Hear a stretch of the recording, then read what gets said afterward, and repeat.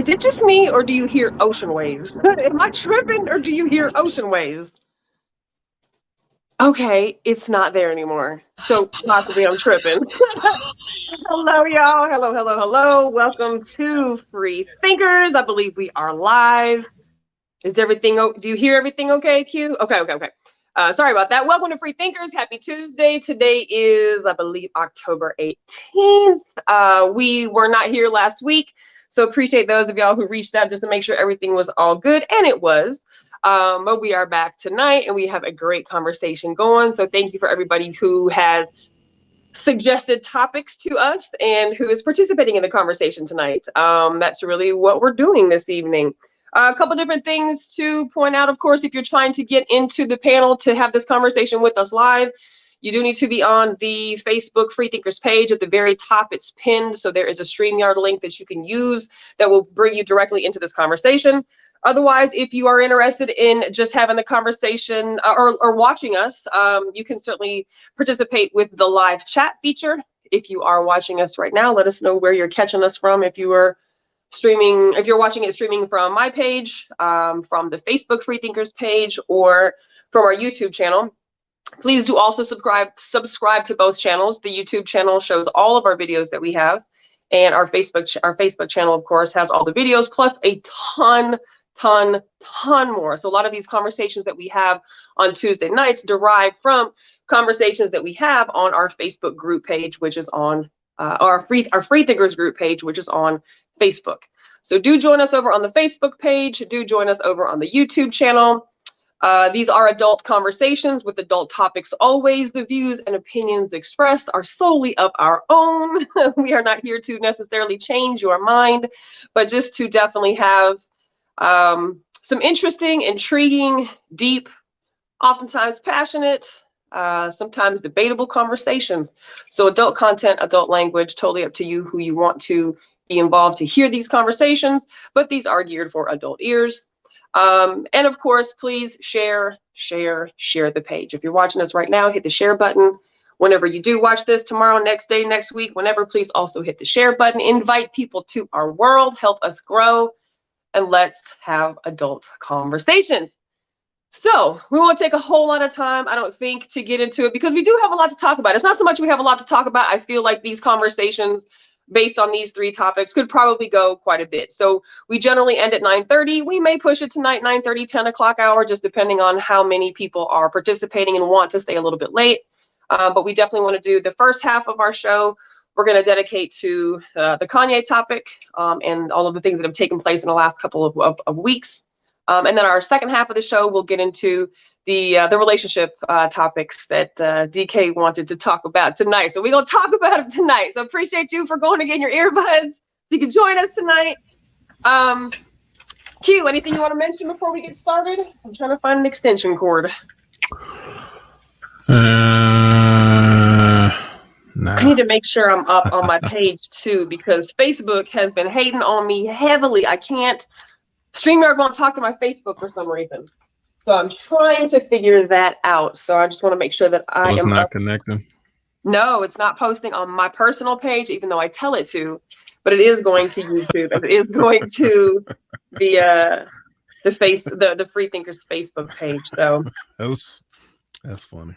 It will not post anything from StreamYard over to my personal page. All right, but it's up, so I'm good. Let me make sure that I make it public. So any comments on my page, if you comment on my page, if you comment on the Free Thinkers page, if you comment on YouTube, your comments will show up in our live comment section. And we like to try to engage in conversation with you that way too. So if you're not comfortable getting on live, that's cool. Hit us in the chat, hit us in the live comments. We post them up on the screen, and oftentimes our goal is to talk about what you have shared in the chat section. So with that being said, did you get a chance to catch up a little bit? Yes. So let me even say with that first of all. So I guess before we get into whatever y'all want to talk about, this is the first thing. I don't pay attention to a lot of news media, especially pop culture, and even a lot of things regarding Kanye. Right. But if we're going to talk about it, this is what I do know. You cannot follow sound bites when it comes to Kanye West. Agree. If all you do is just listen to a sound bite, you're almost every time you're going to lose the context of what he's trying to say. You got to get on for the ride. You really need to hear everything. You got to hear everything. So I spent all afternoon. I listened to the entire 3 hour and 25 minutes interview. And if you not, and see, that's the thing. If 95% of people are not going to do that, all they're going to do is get outraged by a soundbite. So when he wears a shirt or when he says a certain thing, do you know in the context of what he was actually saying when he said it?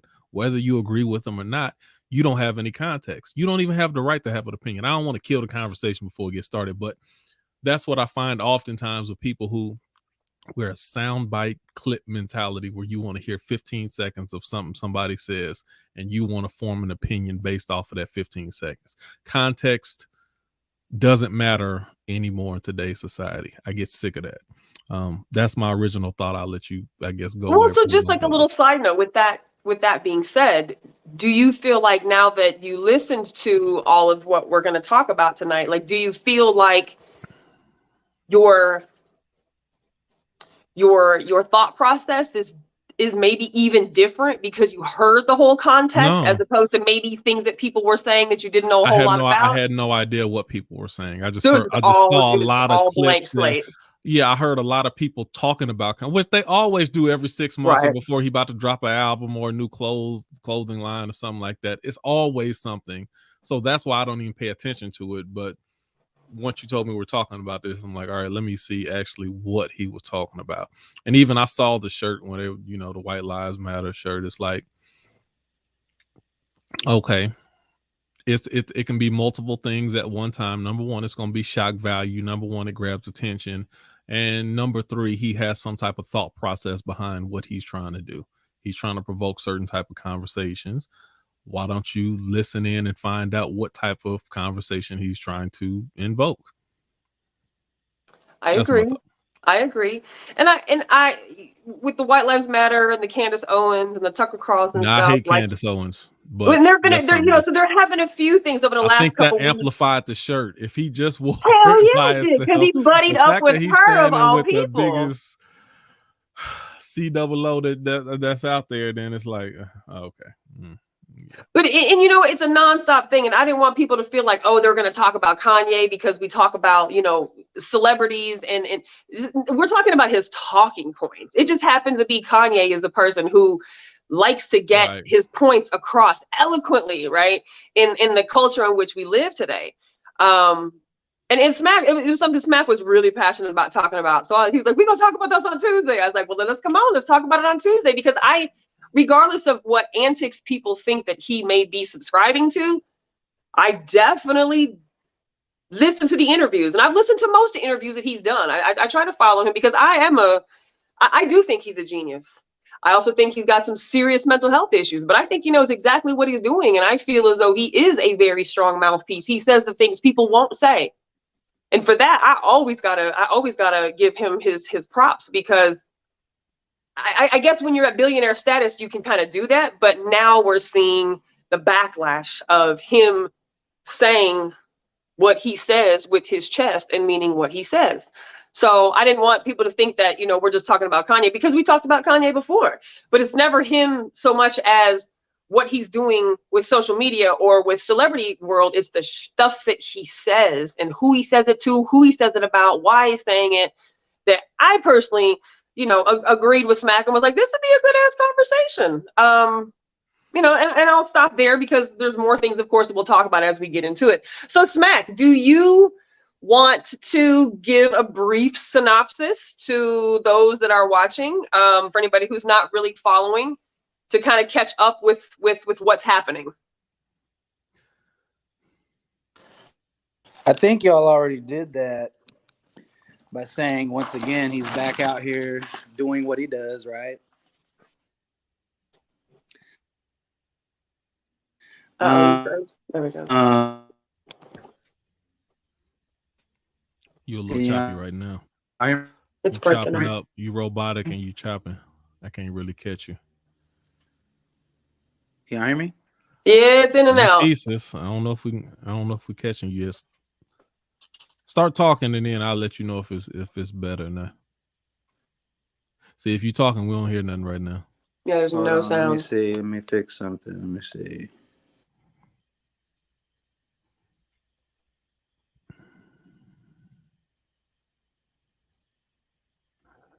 Because I do want to talk about the White Lives Matter shirt. I do want to talk about his relationship with Candace Owens. I do want to talk about, the comments that they said were anti-Semitic.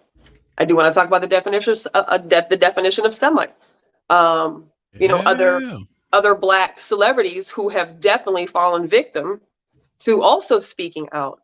We talk about music a lot. We talk about music culture. We talk about cancel culture. We talk about all of these things. The powers that be, the puppet masters.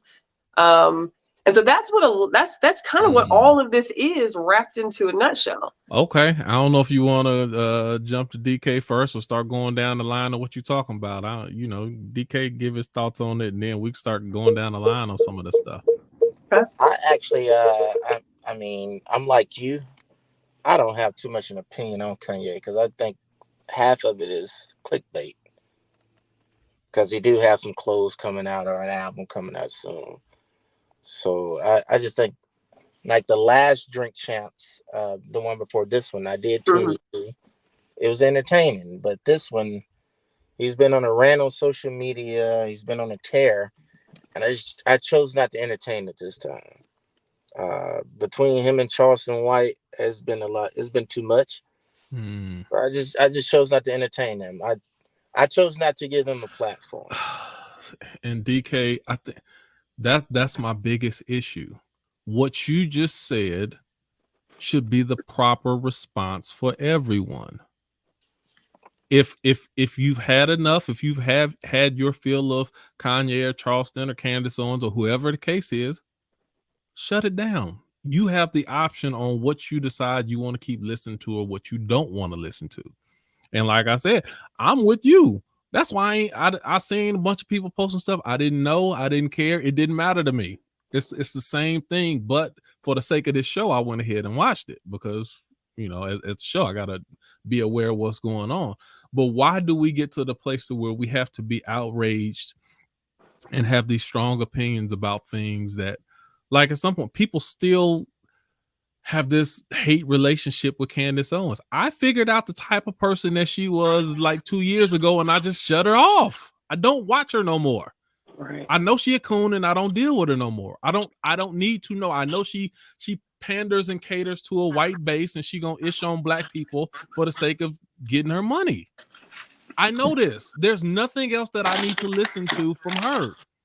But do you ever think she says valid stuff? Does she ever have valid points in your mind? It don't matter. It don't matter. There's some people, if I feel that ultimately your agenda is evil, I can choose not to ingest any of it. You know what? For the longest time, all the way up until I was maybe in my 20s, I didn't eat fish.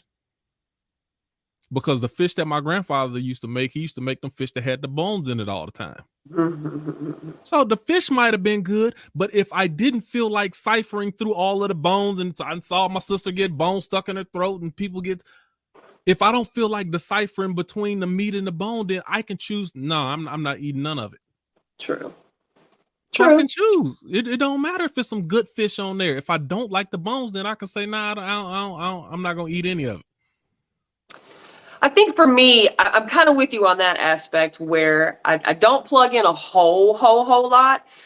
And when it comes to, we'll say Kanye in particular, because like DK said, because he does have antics, because we do know he likes to push the envelope when he's got an album dropping or when he needs some attention or if he's got a clothing line, when he's got something coming up, it's not uncommon for him to do some outlandish shit, right, to garner attention. And so for a few seconds, I kind of thought that about what was taking place right now. But then it just kept going. And then you hear about the banks canceling him. And then you hear about, the conversation between, Jews and everybody else. And then it kind of starts to come out that this is, to me, this is not just like this attention grab. There's more to this. And how many artists have we heard this from? Especially how many Black artists and celebrities have we heard these things coming from? Like, so I don't feel like, and even with Candace Owens, I don't like most of what she says either. I like Kanye. I think Kanye's brilliant. I really do. But I feel like what he says is very valid. And even with him, when he's turning up certain entertainment notches and turning down other, I don't feel like he's malicious in what he does.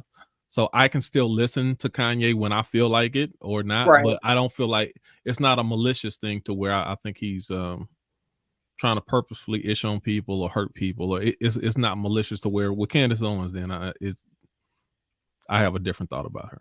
Yeah, they definitely are not the same in my opinion. They just, I think, are the ousted two right now, and somehow they're buddying up. You know, I think Kanye, like you said, Nikki, I think Kanye is a genius. I do believe that. And I think all of this shit that he's doing is a product of his genius. And so I just choose not to tune into it. Sure.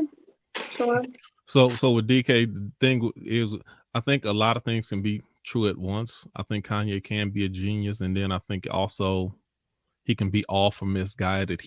A lot of time he thinks off a feeling, and his feelings can be incorrect. And as he feels a certain way, once that, because emotions are not designed to be long term or last forever. Once those emotions or feelings fade, then he'll look back and be like, "Oh well, yeah, the way I said it, that wasn't the way I meant it." Well, yeah, that's definitely the way that you said it. So you have to be careful with someone who thinks off of emotion. And the second part to that is, just because somebody a genius or someone's gifted in the area, that don't mean they're gifted in all areas. Yeah, and most people don't know how to decipher.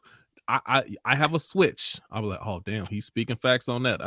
He just hurt because his ex-wife then left. You got to know how to turn the switch on and off. And I even say this even from a church perspective, which Nikki, we're not about to get into that, but a lot of pastors could have prophetic gifts, and they have the gift of discernment and doing a lot of things like that. And that don't mean they right on everything. That just means that they operating in a certain gift. So in one instance, they could be telling you all about your life and this and this and that, and you can really feel it. And the next moment, they could be completely off. You got to know how to turn it on or off, recognize where a person's gift is and where it is not. And just because they said something that spitting straight facts 30 seconds ago, in 30 seconds from then, they can be on some bullshit. Like, oh no, you just heard about your family. And the whole community didn't need to ride for you. You was going through a domestic issue with you and your wife. Ain't nobody need to ride with you on it. I also think we can't overlook the fact that Kanye he does suffer from mental illness. So are we gonna really tap into somebody who we know is suffering from mental illness like that? But do you think that But is he? shroud? That's what I'm saying, Matt. Do you think that shrouds the access that he has as a billionaire Black man right now? Like the things that he sees is shit that nobody else sees. The rooms that he's in is rooms that very few people are in. So are they painting this picture that he's crazy? Are they making him crazy? He said he had mental. He even said they painted the picture of him. He's I've been not saying a billionaire for a long time. You can only poke the bear for so long. He's not a billionaire with a mental illness. What do you think Howard Hughes was? A lot of people can be billionaires with mental issues. Money doesn't keep you from having mental issues. No, not at all. He doesn't have mental illness. I wouldn't be surprised if he does. He said he did. I wouldn't be surprised. I definitely. I somebody think that tell you who they are, they don't believe them. Yeah, no, I think he does have mental illness, but I also think part of a greater picture is he doesn't have the right people around him to contain him, to help him, to guide him, to mold him, to direct him. And I think, and that's one of the things that he said in the Drink Champs interview was, I ain't got no celebrity friends. I don't have friends. Like, there isn't anybody anymore. Well, Nikki, what I was going to say is just because a person has mental issues that doesn't mean you should discount everything that they say. Absolutely. So you got one side of it, oh, Kanye be spitting facts and they listen to everything, even through his crazy stuff. And then you got on the other side, oh, he crazy, he mental. And then they discount everything that he says, even though he do spit a lot of truth if you pay attention to what he's saying. So it's fish with bones in it. You gotta you gotta sift through it. Yeah, just like I said, the last interview I tuned in, but this one I just chose not to. This one was good. This one was good. I didn't feel like it was a Kanye rant. I thought that this was I agreed with a lot of the stuff he said. Only time he got into a rant is when he start falling back on Kim and his kids and stuff like that. He get into a rant on it. It's like, you just a little bitter right now. But a lot of that stuff he was saying, say it.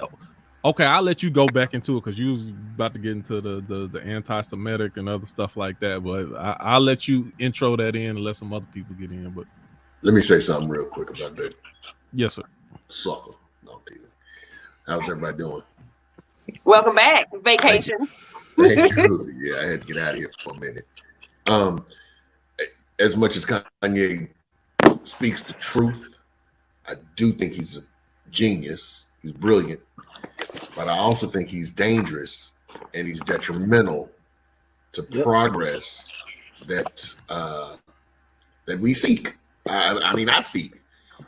I say that because in this country, it's always been known that all they need is one brother to co-sign with them, and it's going to be yes, yes, yes, yes. That's all it takes. And so him being who he is and with the platform that he has and the things that he says, it makes it dangerous. Not for, we know white lives matter. There's no need for you to go out there and do all that old bullshit. There's no need. And so if it's to get attention or, getting ready to drop your next single, I don't know, but it's detrimental. It's detrimental to when I say, let me speak for myself. When I say Black lives do matter, when I say Black lives matter too, when I say I'm betting for everything black at this point because we get nothing from this country. We get absolutely nothing. Not that I want anything but the same thing that all white people have. And then when he goes on a platform and he has the voice and he has that platform to say those things, and white folks, then they just jump on his back and rah, rah, rah. See, we told you. No, that's bullshit. Like I said, as much as he said the other day that I do agree with, that's the dangerous part of what he does. I'm sorry. Could it be fair to say, though, that anybody with a social media outlet is dangerous, though? Like how? I know what you mean. I totally know what you mean. But that's the danger of anybody having a mouthpiece, because anybody can be followed. Absolutely. But here's the thing: is when I say it, it don't mean shit, and it don't mean shit when Kanye says it. But his audience and his following and the people that will hear him, it's so much greater. And that's the danger in what he does when he does it. So, okay, Q, go ahead, say it, Q. There's levels to truth. Let me start with that. Yes. And I think on one level, you are correct. But then even trying to understand Kanye more, and even this is my mindset in a lot of instances, when do we get to the level that one black person doesn't have to speak for all black people? Like that in itself is a problem, that we carry so much weight on a black person who thinks or behaves or responds differently than the masses. The fact that the masses are mostly in concert is a problem in itself. Right. We should have plenty of Kanyes who think that way and who will say opposite things. That's we should not be. And he even talked about that in the interview. He was like, one of the things Democrats do, they they push a groupthink mentality on black people, basically, so it's easier for them to control us when it's time for the polls. Right. And anything that steps outside of that group think the way that they want everybody to think, then it's oh my goodness, look at you. When we don't do that with anyone else, Trump talking about grabbing by the peas and all this stuff, we don't associate all white people with white people, all they do is just walk around grabbing people by the peas. You're absolutely right. You're absolutely right in what you're saying. I'm saying when there's levels of truth, when do we evolve into a level to where that doesn't? That's Kanye. I'm assuming that's Kanye. I disagree with him, but he has the right to his opinion, and we keep moving. Like, when do we get to that point? I'm assuming that you're talking about the masses being everybody, because I know that I don't speak for all black people. I know that, and in my community, black people realize that if I'm out there acting a fool, shooting up the neighborhood, I'm just a menace to the neighborhood. Not every brother in the neighborhood is that way, and we realize that. But when you're out in this world, in this country, and you walk down the street, there's no need for me to get on an elevator and 4 white women clutch their purses. I mean, I don't give a damn what you got in your purse, but they assume that I am that guy because I'm black and I got my baseball cap on, or those types of things. It's not us that see it that way. It's the rest of the world. So is that a us problem or a them problem? A them, it's clearly a them problem, because if I say this correctly, racism is not a black person's problem. It's the illness of white people that are racist. Right. And that's first of all, I'm not disagreeing with you. I'm trying to get on another plane. So and let me even make this argument. Okay. I think we do ourselves a disservice. So when Kanye said whatever he said, which I disagree, with the how he tried to go into the Candace Owens documentary and say George Floyd stuff, I disagree. Right. But when every black celebrity, all of a sudden they got to get on IG and condemn Kanye and go against him and this and this and that, as if now they are speaking for the rest of black society. How come he can't have his opinion?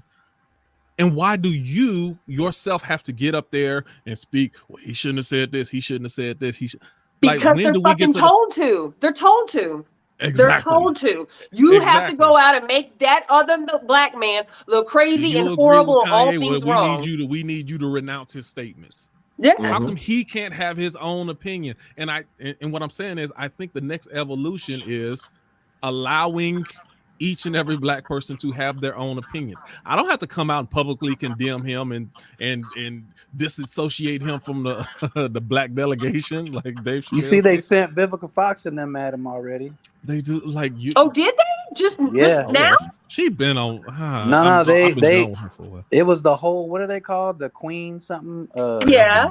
But from the last interview or this interview, all of them verbatim said "fuck Kanye." So they saying this on a network, and I was like, "So y'all are saying fuck Kanye West for his comments about George Floyd, even though it was some BS that he was talking about, but."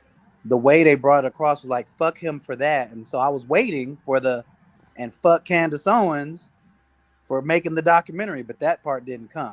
And they've never went at Candace Owens and said anything. They stay away from her as if like, hell yeah, they do. As if she got the power to really do some shit. Let me ask you a question. Do you know the one person, anytime a black person say some wayward stuff and everybody get on their soapbox and condemn them and tell them how bad they are, and the one person who never talk bad, no matter what a person say about other black people?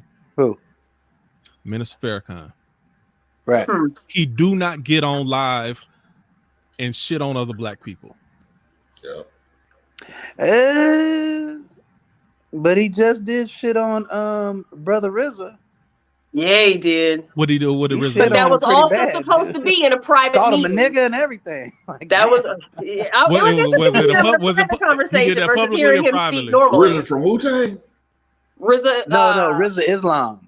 He's the new. He's basically him and Wesley Muhammad are basically the two. Okay, yeah. Guys, you know what I mean? They're the new Malcolm X's or whatever. Did he do it publicly, or was that? No, it was at a meeting they had, but they okayed the release of the audio, which was weird. It was like, why would y'all release that? But I think it's to disassociate themselves from Rizza Islam, as well as there's been some kind of slick talk about Wesley Muhammad, and it's because these are two young guys that are the new guys. Like, y'all are still trying to hold on to. You got to pass the torch at some point. Now, when they talking amongst themselves, they don't hold their tongue back on nothing. They just they don't put stuff but out there publicly, for like what we've been seeing is like these two brothers are the ones bringing in all the new information now. They're out here really in the forefront. And what I see from Farrakhan kind of, or that whole camp, is like they're not really they're trying to control them and keep them. No, we don't go yet. You know, kind of like the same thing with Malcolm X. It's the same scenario. But I wanted if you a part of an organization, then I'm not against that though. Say what now? If you're a part of that organization and you stepping out of line, then I don't know the ins and outs of that. But if you're a part of but what I'm saying is, besides Minister Farrakhan, who else has a big voice on their own, just like a natural leader? It's Wesley Muhammad and Brother Islam. I don't even know them people, tell you the truth. But that's what I'm saying. But you'd have to be in those. You'd have to be. You've seen them. If you probably seen them pop up talking, you'd be like, oh yeah. Okay. I want to go back and touch on the Kanye thing before y'all move on too fast. What I really want to say, what we're watching with Kanye West is he's out for the butter biscuit grab. It's a total butter biscuit grab. What we're also witnessing, because the George Floyd thing, that was that. But when you start adding it all up, you can totally see it. The Donald Trump's my daddy. Oh shit. The wearing of the hat. Slavery was a choice. All the white supremacist talking points that he repeated. The app that he just bought for what it was, $1 billion. Parler.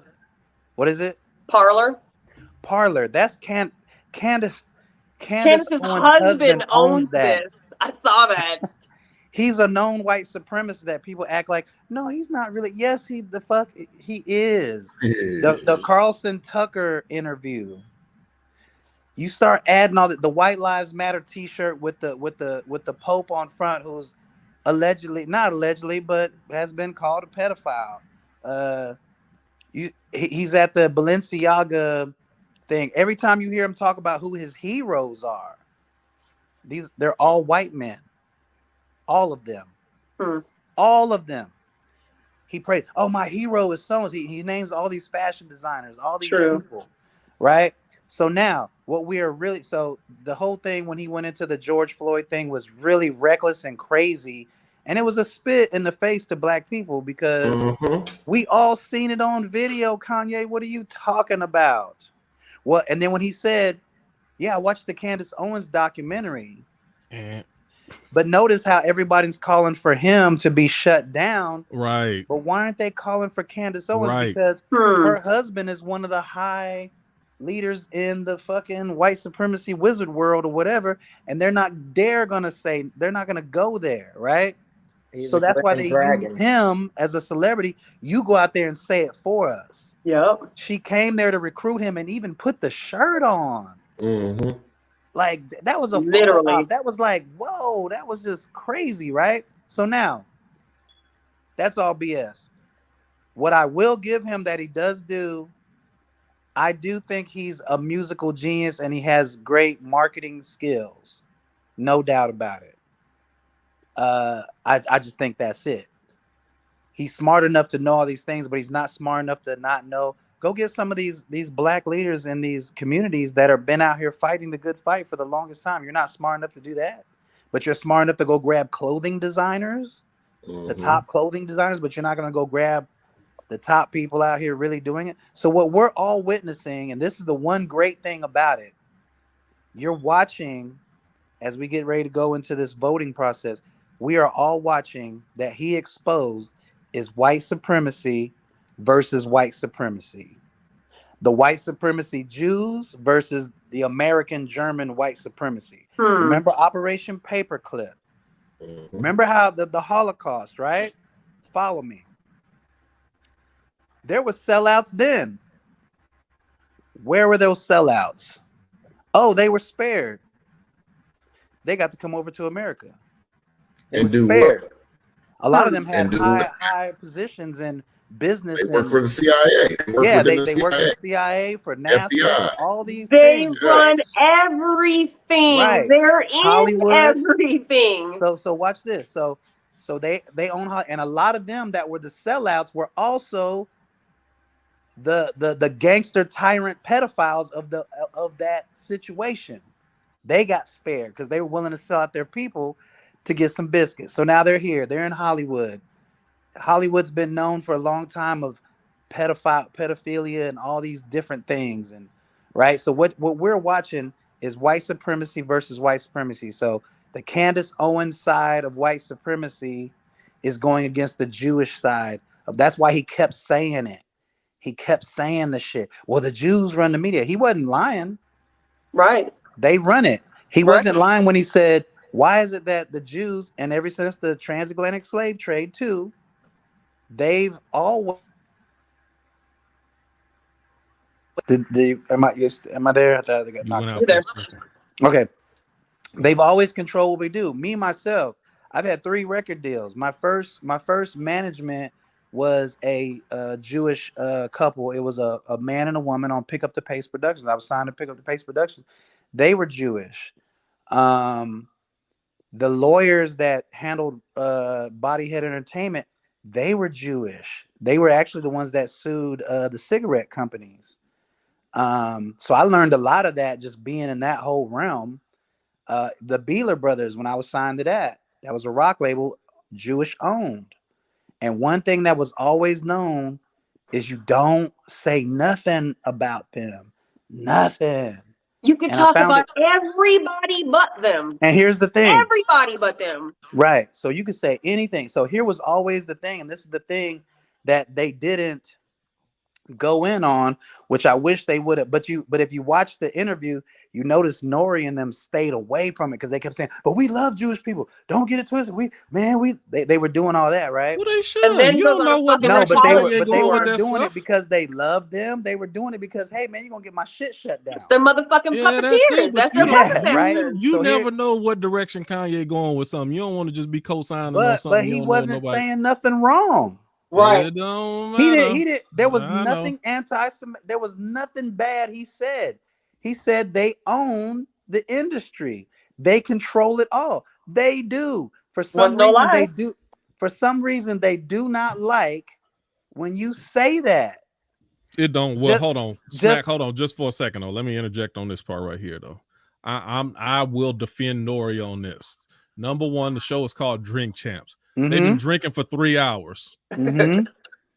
I mean, I don't expect, and I don't know what people expect when you get home. They was drinking and smoking, and not only that, the show is not designed to be a heavy. It's not a political show. Right. So even on Kanye part of it, you jumped on a platform that you kind of you wasn't. That's not reading the room properly, and then you also put the host and the moderators in a But they did a weird, uncomfortable situation when you jumping into something that the show is really not designed for that type of stuff. Let me finish this. Go ahead. Before I lose my train of thought. I just don't like when people jump on Nori about it. I'm like, no, Nori I think wasn't that's wrong totally for that. wrong. On top of that, let me say this too. Nori never. He's there to celebrate his guests. He's not there to confront or go back and forth. He never, if you watch Drink Champs, he never goes back and forth and, well, let me tell you why you're wrong. That's not that type of show that he does. Right. Like, hey, we here to celebrate you, speak your piece, say whatever you want to say, and then that's the way. But let's I'm just defending Nori on that. Right. But let's break down Drink Champs. I remember when Drink Champs was just a YouTube channel, no different than Freethinkers right now, when there was only maybe 100 people watching that, right? We got to look at it like this too. These are black men in their mid-40s, drinking, shooting the shit. Cool. Jewish company comes, elevates you. Why would they elevate that show? You're low-key almost promoting alcoholism. Straight up.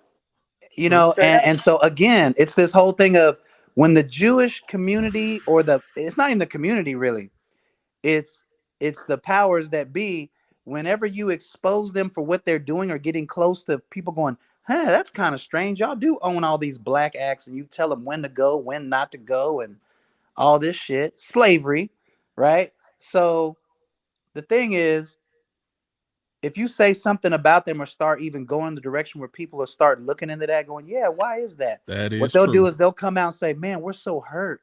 We're so hurt. But that's even bullshit, because you're so hurt by somebody saying actually the truth. They're not lying about nothing about y'all's dealings. And what I find funny is, so you're so hurt by that, but you profit. You sell marketing ads and everything, profiting off of Black death and the demise of Black people. Like this has been going on. So it's not about everybody was like, well, it got taken down because of George Floyd. Again, listen to what Kanye said. They control the media. It's not about the George Floyd thing. They could give a damn about that. No, they could give a damn about what he said about George Floyd. It's what they said. It's what he said about them, because they don't want people looking into it. Because one thing like 122 times. He said it on the Jewish community and the whole Jewish powers that be have never done and never will is apologize for their involvement in slavery. But every time you say something that might expose them, like, hey man, y'all own all this shit. Oh man, that's anti-Semitic. What? And super canceled. They've twisted it so much. Canceled. I don't even know what that means anymore. Like, what does that actually mean? Right. And not only that, Smack, and then also because he didn't say the Holocaust was fake. He wasn't talking down on the plight or their issue. Hateful. He was talking about the business practices that they use, and how they slavery. So then this becomes my issue more than anything else. It goes back to what I said, just like how I said 95% of people wasn't gonna watch the whole interview. Most people get offended by what he said, and you're not gonna do anything. Why don't you take the time? Go back to these labels. See who actually owns the label. Go to these media outlets. See who actually owns it. Find out if he's telling the truth or not. You are offended and outraged, but you still refuse. Did y'all see the people were coming for Paul Rosenberg on his live? He would not even answer the question. People were even saying it in there, like, oh, you want to stay away from because that is one thing they don't want you to actually. It's a smoke screen. They don't want you looking in that direction, because you'll start noticing it and you'll kind of go, man, I've never noticed that before. And that's one of the things. It's like, how come we can't criticize anything? Has everybody here seen the movie Goodbye Uncle Tom? No. You need to go see this. It's a movie that was shot with actual Haitian slaves, and it's like a movie documentary. And in there, they're dropping jewels in there about how they do certain things. And if you watch it and then watch what's going on today, it's crazy, because when you watch it, it almost looks like, is this a parody film that was made today about a throwback or something? Like, and then you realize, like, wow, this was shot back then. And when you see them putting men in dresses and the whole thing of how they do that, and the women that go out there that are like the entertainers that have to look like prostitutes, and the certain characters, the mammy, the slick Willie, he has to be, yeah, man, you know, the whole, there's like 4 brands of Negroes.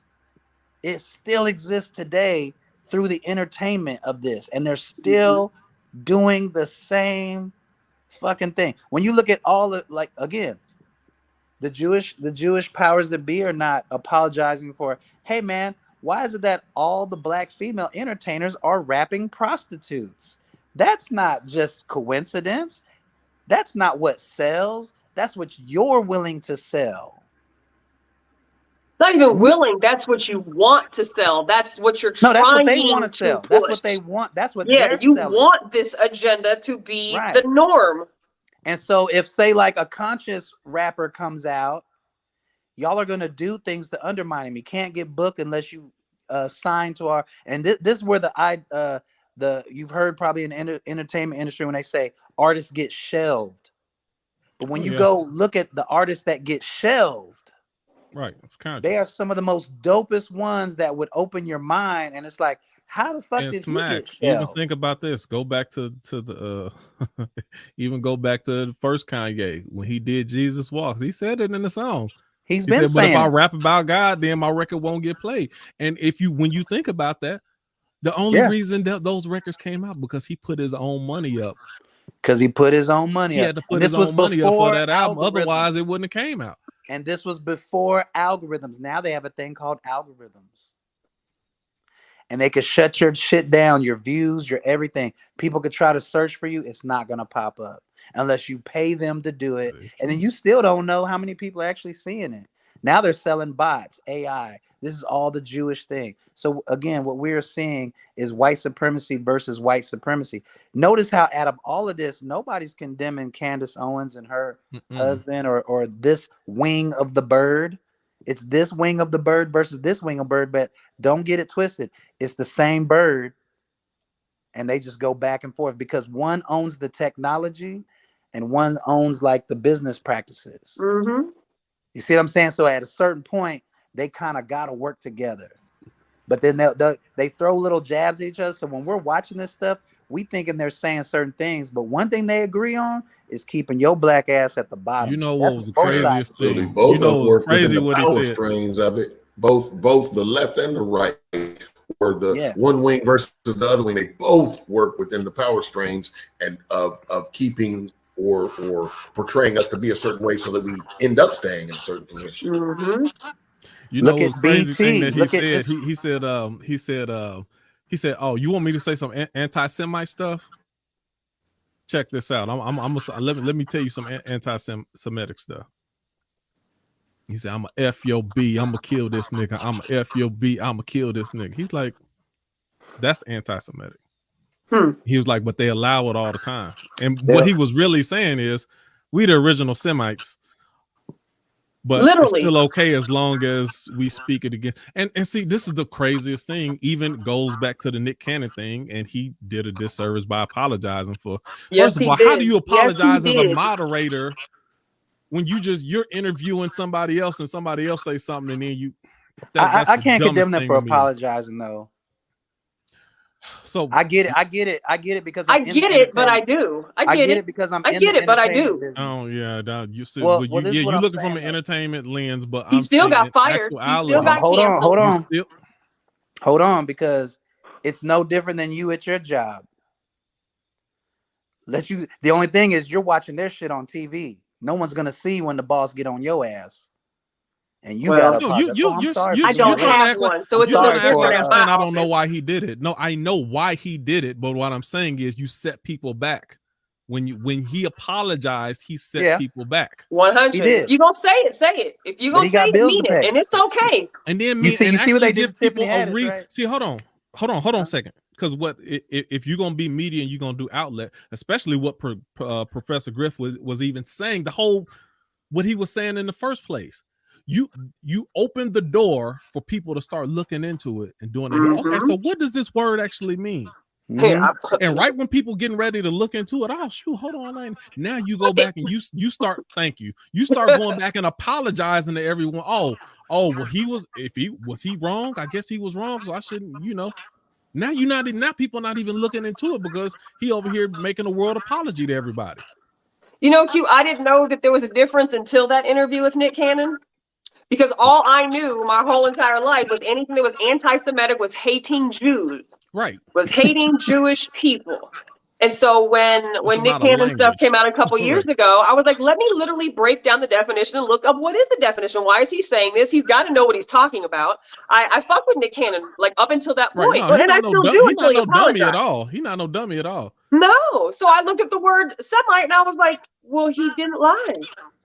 He did not fucking lie. It wasn't a hate against white Jews. It wasn't a hate against Jews, period. He was speaking about Semites from the region in which they're from. But it's just like when Nori came out and apologized, he's catching fire for that. But my thing again is y'all can't be mad at him doing that because at the end of the day, this is his job.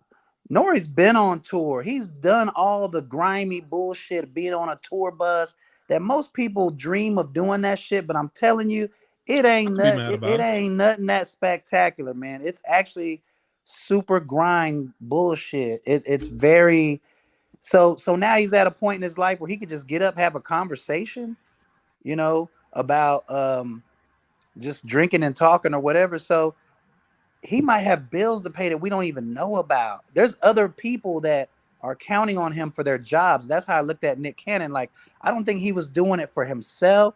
I think he was doing it because he's trying to save, because hey, Nikki and Q work here too, man.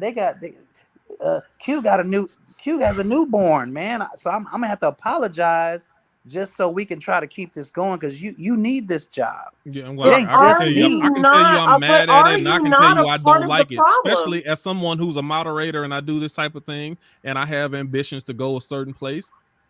I don't want to feel like I have to apologize for someone that I'm interviewing.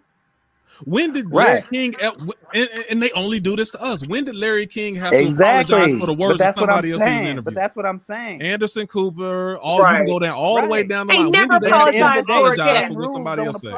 The same rules don't apply. I get what you're saying. It encourages them to put the pressure on us when you apologize when you don't have. But you know what they're gonna do? We'll get a new nigga next year. And that's fine. That's fine. And but I said what I said. And there's certain people like Dave Chappelle be like, well, go get a new nigga then. Exactly. But he's in that position. Exactly. Right. He's in that position. You talk about a cat with a lot of bread. And again, Kanye, you got to be willing to let it all go. He can go on Drink Champs because he has fuck you money. Yeah. Or Nori don't have fuck you money. But the thing about it is, you speaking from listen, we speaking from two different hats. You got your business hat on.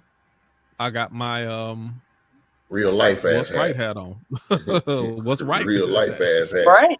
My boss knows. And I'm gonna get you too. I shared this with Nikki not long ago. I'm the only black person in my company, and my boss knows. Like, you can say all the kind of crazy shit. I'm willing to let it all go. I'm gonna make my point. You're not gonna disrespect me. I'm here to do a job. I do a damn good job, and if I'll throw caution to the wind and cuss all you motherfuckers out and walk out the door and go right down the street to your competitor and do the same damn thing that I'm doing here better. And that's what, like Smack said, Kanye got that fuck you money. I ain't got fuck you money, don't get me wrong. But, I got fuck you. I'm that guy. Yeah. I'm that guy. I did have a problem. And so you got to remember, this entertainment business is a total different ball game. And that's true. Sign deals where if let's say they fired him from Drink Champs, it's over. Right. They own your name, your likeness. These are the deals these black men are signing. With Nick Cannon, you ain't seen another show pop up because they own the likeness and everything of it.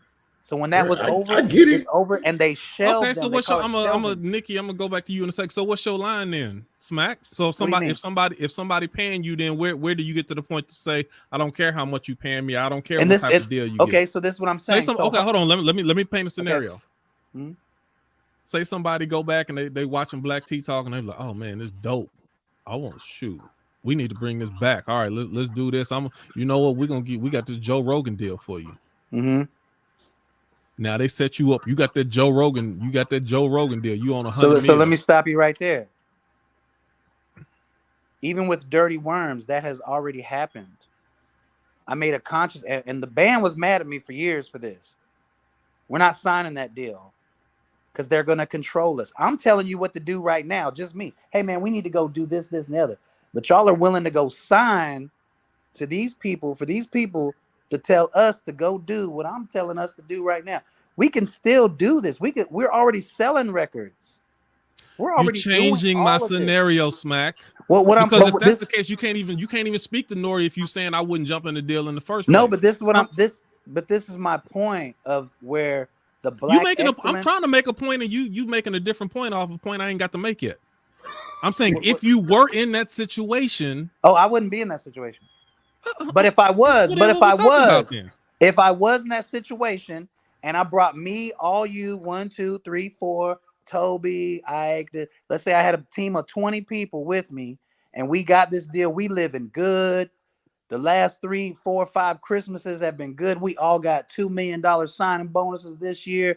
Oh man, we doing it up. And all of a sudden a guest that I'm interviewing says some shit, hey, I ain't got nothing to do with that. Hey, we got a disclaimer and everything. But if the powers that be, my boss and that sign me, are like, hey man, just like Kanye said, if this one black man says something wrong, we all go down.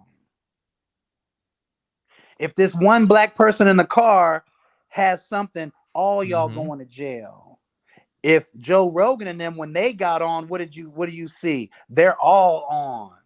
But if they come for me, they're only gonna want to put me on. So now I done brought y'all along. So now, yeah, man, I ain't saying, I ain't apologizing. I ain't doing that shit. Fuck them. Okay, well, they're gonna cancel us. Now all y'all are out of work. So I can stand my ground and be like, yeah, well, fuck that. We just, you know what I mean? Or some people, because when people say they sorry, are they really sorry?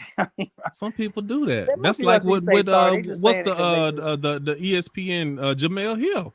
She's like, all right, I'm not taking that back. Bye. Yes. But they probably didn't. But she probably didn't have. They probably didn't have a team under them. But I got a family. I'm willing to say fuck y'all. I'm willing to say fuck y'all. I'm not gonna deal with it. And I got a wife and kids to feed, and a big ass mortgage to pay, and 2 car notes out there, and 2 jet skis. I got shit to pay for too. Imagine having a warehouse, but I'm not and a willing. All this. I get it. Everybody's situation is different, but I'm not willing to put up with a whole bunch of bullshit. But that's so that you can just. I've been on the tour bus. I done that shit. I did that shit for 14 years where you can't shit on the bus. You got to wait till you get somewhere to shit. You sleep upstairs in your little cubby bunks and you got a living room at the front and a living room at the back. I done that shit. And you always. And I understand. And I walk smooth away from that bullshit because of some similar shit. I mean, I get it. My line's clear. So you do got a choice. You do got a choice. You do have a choice. You got a choice. So me personally, to answer your question, if I was in that situation and it was the same situation with the Kanye thing, even though I had nothing to do with that, I would look at my crew and to me, I'd be like, fuck you. I apologize, y'all, but fuck you. I apologize. The part about it, I think, that makes it even more infuriating to me is the apology isn't that's sincere. That's a small sacrifice for me to do for y'all. Then I turn around to y'all and say, you see what I did for y'all, right? Yeah, no. I mean, that's what I would get it. I get it. But to answer the other second part, then you lose all credibility when it comes to talking about these issues. Now you lost credibility. But what I'm saying is, but that's why I would not now. And once you start tap dancing, then you can't sit there and be, oh, I'm pro-black, this, and this. And no, you're not, because when the time comes, then you tap dance. Yeah. Well, none of them are pro-black, because if they were, he wouldn't have signed a deal in the first place. I'm talking about you. No, but that's you. And I'm saying, so the stuff that you say, Black Tea Talk, the stuff that you say goes out the window when you start tap dancing. Be in that scenario, because I would already know down the road there's gonna be something they're gonna do like that. So I'm not gonna even do that. We're gonna do what we're doing and make more money, because everybody's caught up in the fame. They sell us this drug called fame. We're all caught up in the fame thing. I just put out a thing where I was telling some people, I was just having a conversation with Wendy Day, telling them, I said, yo, we need to tell these artists are out here killing each other, trying to get 1 million streams. 1 million streams equals the $2,000, 1 million streams. You could go out here with 50 t-shirts, 50 hoodies at $40 a pop, and you could do that in a week and make $2,000. Now times that. If you're pushing 100 hoodies or t-shirts a week, a month, think about it. That's $4,000 a month. You could do that easily before you're gonna get 1 million streams. Okay, hold on. Let's back because up. they can shut down the million streams, but they can't shut me down selling a t-shirt. Hold on, before we get too far off, and I like what you said. You be spitting that real stuff, especially when it comes to people chasing after the perceived popularity. But Nikki, you were about to say how you didn't like the apology. What were you saying? I don't like the apology, and I don't like the apology, and maybe that's because really and truly, like, my upbringing, my background, my professional background, like everything that I know is independently owned. Everything that I know is there isn't a boss. Everything that I know is you are the boss. So you are make it or break it. You are collapse or grow. You are the end all be all. So on one hand, maybe I speak from a place of privilege that I don't have to fucking answer to somebody else. So I can literally say what I want, how I want, to whomever I want. And there's going to be very minimal consequence unless somebody busts me in my mouth or, physically harms me, right? But you can't tell on me. Who the fuck you gonna tell? I'm not worried about losing my job. I'm not worried about losing this platform. I'm not worried about losing people who may feel as though I am a solid mouthpiece in places where voices need to be heard and things should be said. So for that, I have a problem with the apology tours, because you said what you said and you meant what you said. You do not in 4 hours later all of a sudden have this epiphany that, oh man, I should have just said that. You carefully calculated out your interview, what you were going to say, what your thought process was. So in this whole process of formulating what I'm going to say, it didn't hit you till after you said it. I don't know how much he was formulating all this stuff. He kind of flow with. I say I don't know how much he's formulating everything. It's drink champs. They drinking at the same time. Just saying, these are conscious conversations and conscious thoughts that are had before you probably say them. So to then have to I don't think they knew where he was going with it. Yeah, I don't like it. But I feel like in this particular instance, stand on your brand. Yo, period. This is Drink Champs. And Drink Champs is his brand. Drink, we get loose. We celebrate the people, the artists that come on here, and we allow them the platform to say how they want, say what they want. Let me add one more thing. Can go, if he can go back and listen to it easy, and he said that, I didn't agree with everything that he said, and I even, I tried. There's certain things that I told him I didn't. Let me add one more thing. I remember years ago, DJ EFN said, I don't think it was the right move for us to sign. This was ours. Now that we've signed it over to you, you're telling us when to go. I say it on a song of mine. I say, this the real black owned, and I can't let the white boy tell me when to go. So when white companies always try to get me to come sign with them, say, oh, we could do Dirty Worms like this. Hey man, okay, who's the CEO? Who's the I say, hey man, respectfully, I just have an issue here. I can't sign with you because I can't let the white boy tell me when to go. But that's what apologies that you don't mean apologies is exactly what that is. No, but so it's just respectfully. So Nori apologizing, Nick Cannon apologizing. They were fucking sorry. Nick, I know so many Nikki artists also that came up. I know so many artists that came up with me. Stokely, you know this too. There's been many people come up with you, and you've seen them get shelved. You've seen them fall in these situations where it's like, damn, he was on his way, and they just shut it down. Like, wow, just killed your dreams. Just because we're all chasing this thing they put in front of us, when in actuality, the Chitlin circus that I've seen people shit on and talk shit about back when Little Richard and them were doing, that was actually the shit. We was good. That was shit you ever seen or heard right there. Yeah, I've seen it firsthand. Matter of fact, the last tour that I did, this was in 2009. With Lady Gaga at World Tour, and you had people opening up. It was Lady Gaga, Neo, and the Pussycat Dolls European tour, and they had, when people are funneling into O2 Arena in London and wherever we were, they had little local groups that would do their little things, and there were some motherfuckers out there that were nice, and you get them back, they're backstage talking, and we're in the green rooms and in the dressing rooms, and we're all talking and all this other stuff. Now, my thing was, I'm thinking they're nice, and a couple other guys are thinking they're nice, and nothing happens. There was one guy,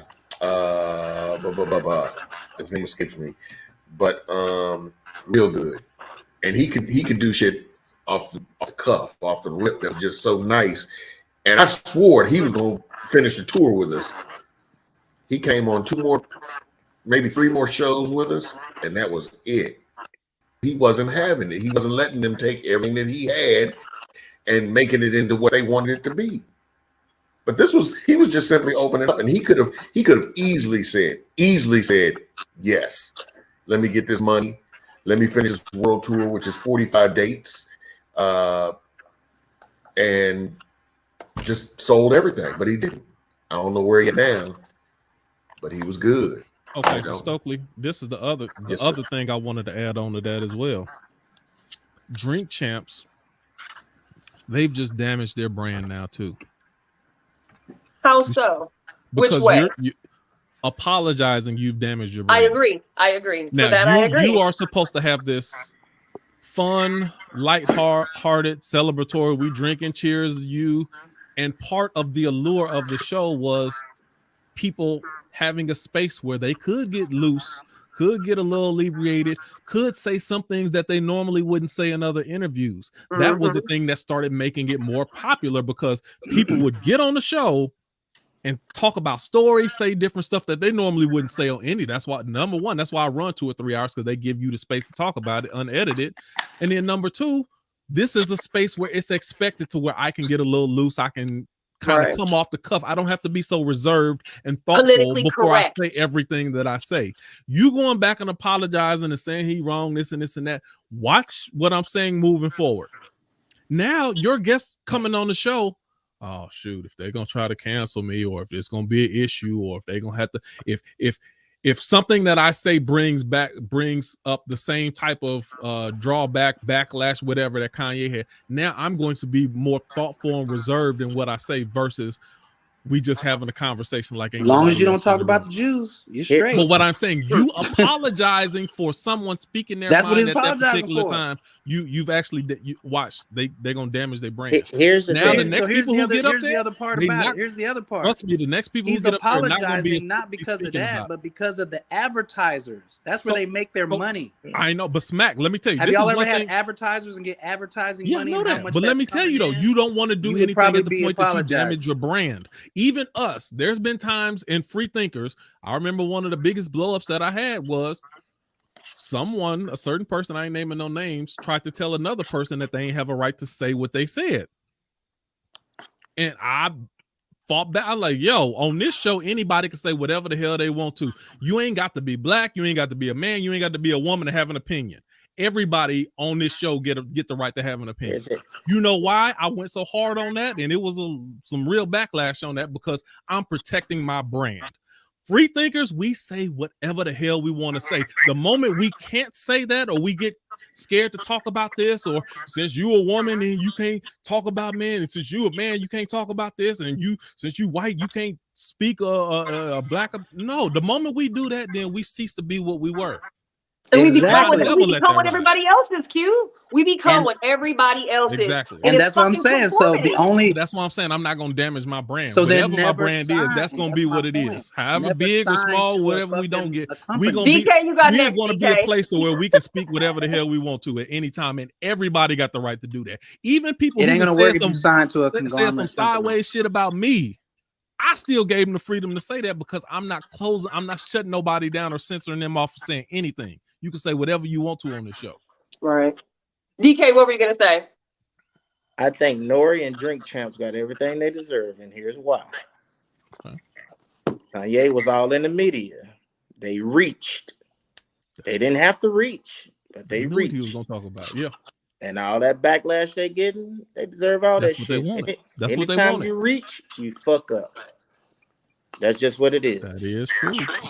They didn't have to go reach for that Kanye West interview. He just interviewed not that long ago. Yeah, there's a lot of things, because I follow them on Twitter.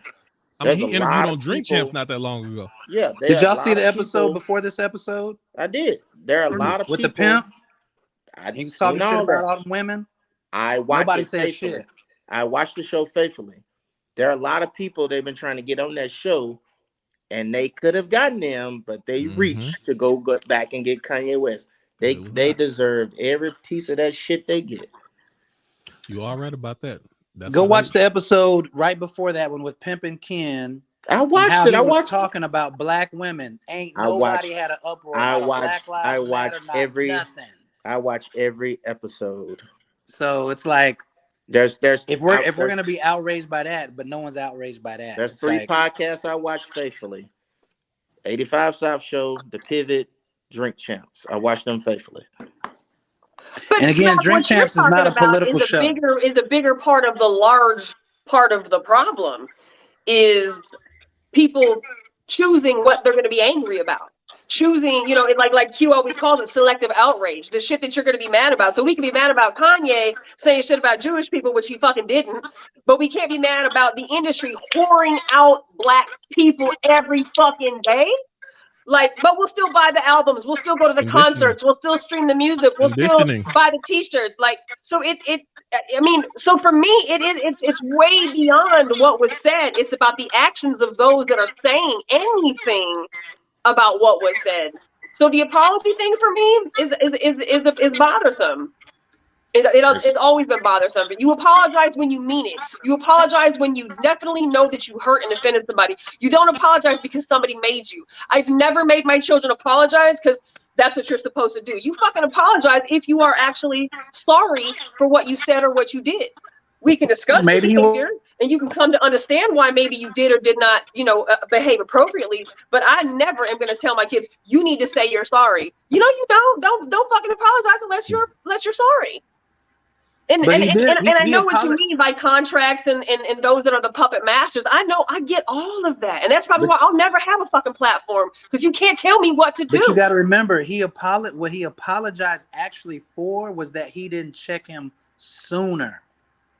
That's what he apologized for. He said, that's not his job or his brand, or that's not in the flavor of Drink Champs to be checking somebody. Right. That's like what you I'm said, saying. it's but not he that type said of show. Because of the contents of what they were talking about, the George Floyd thing. Notice they didn't bring up the Jewish thing. He was talking about the George Floyd thing. I should have checked him harder then. JP Morgan did not cancel him because he mentioned George Floyd. Did y'all see when he checked him? Yeah, he did. He checked him though.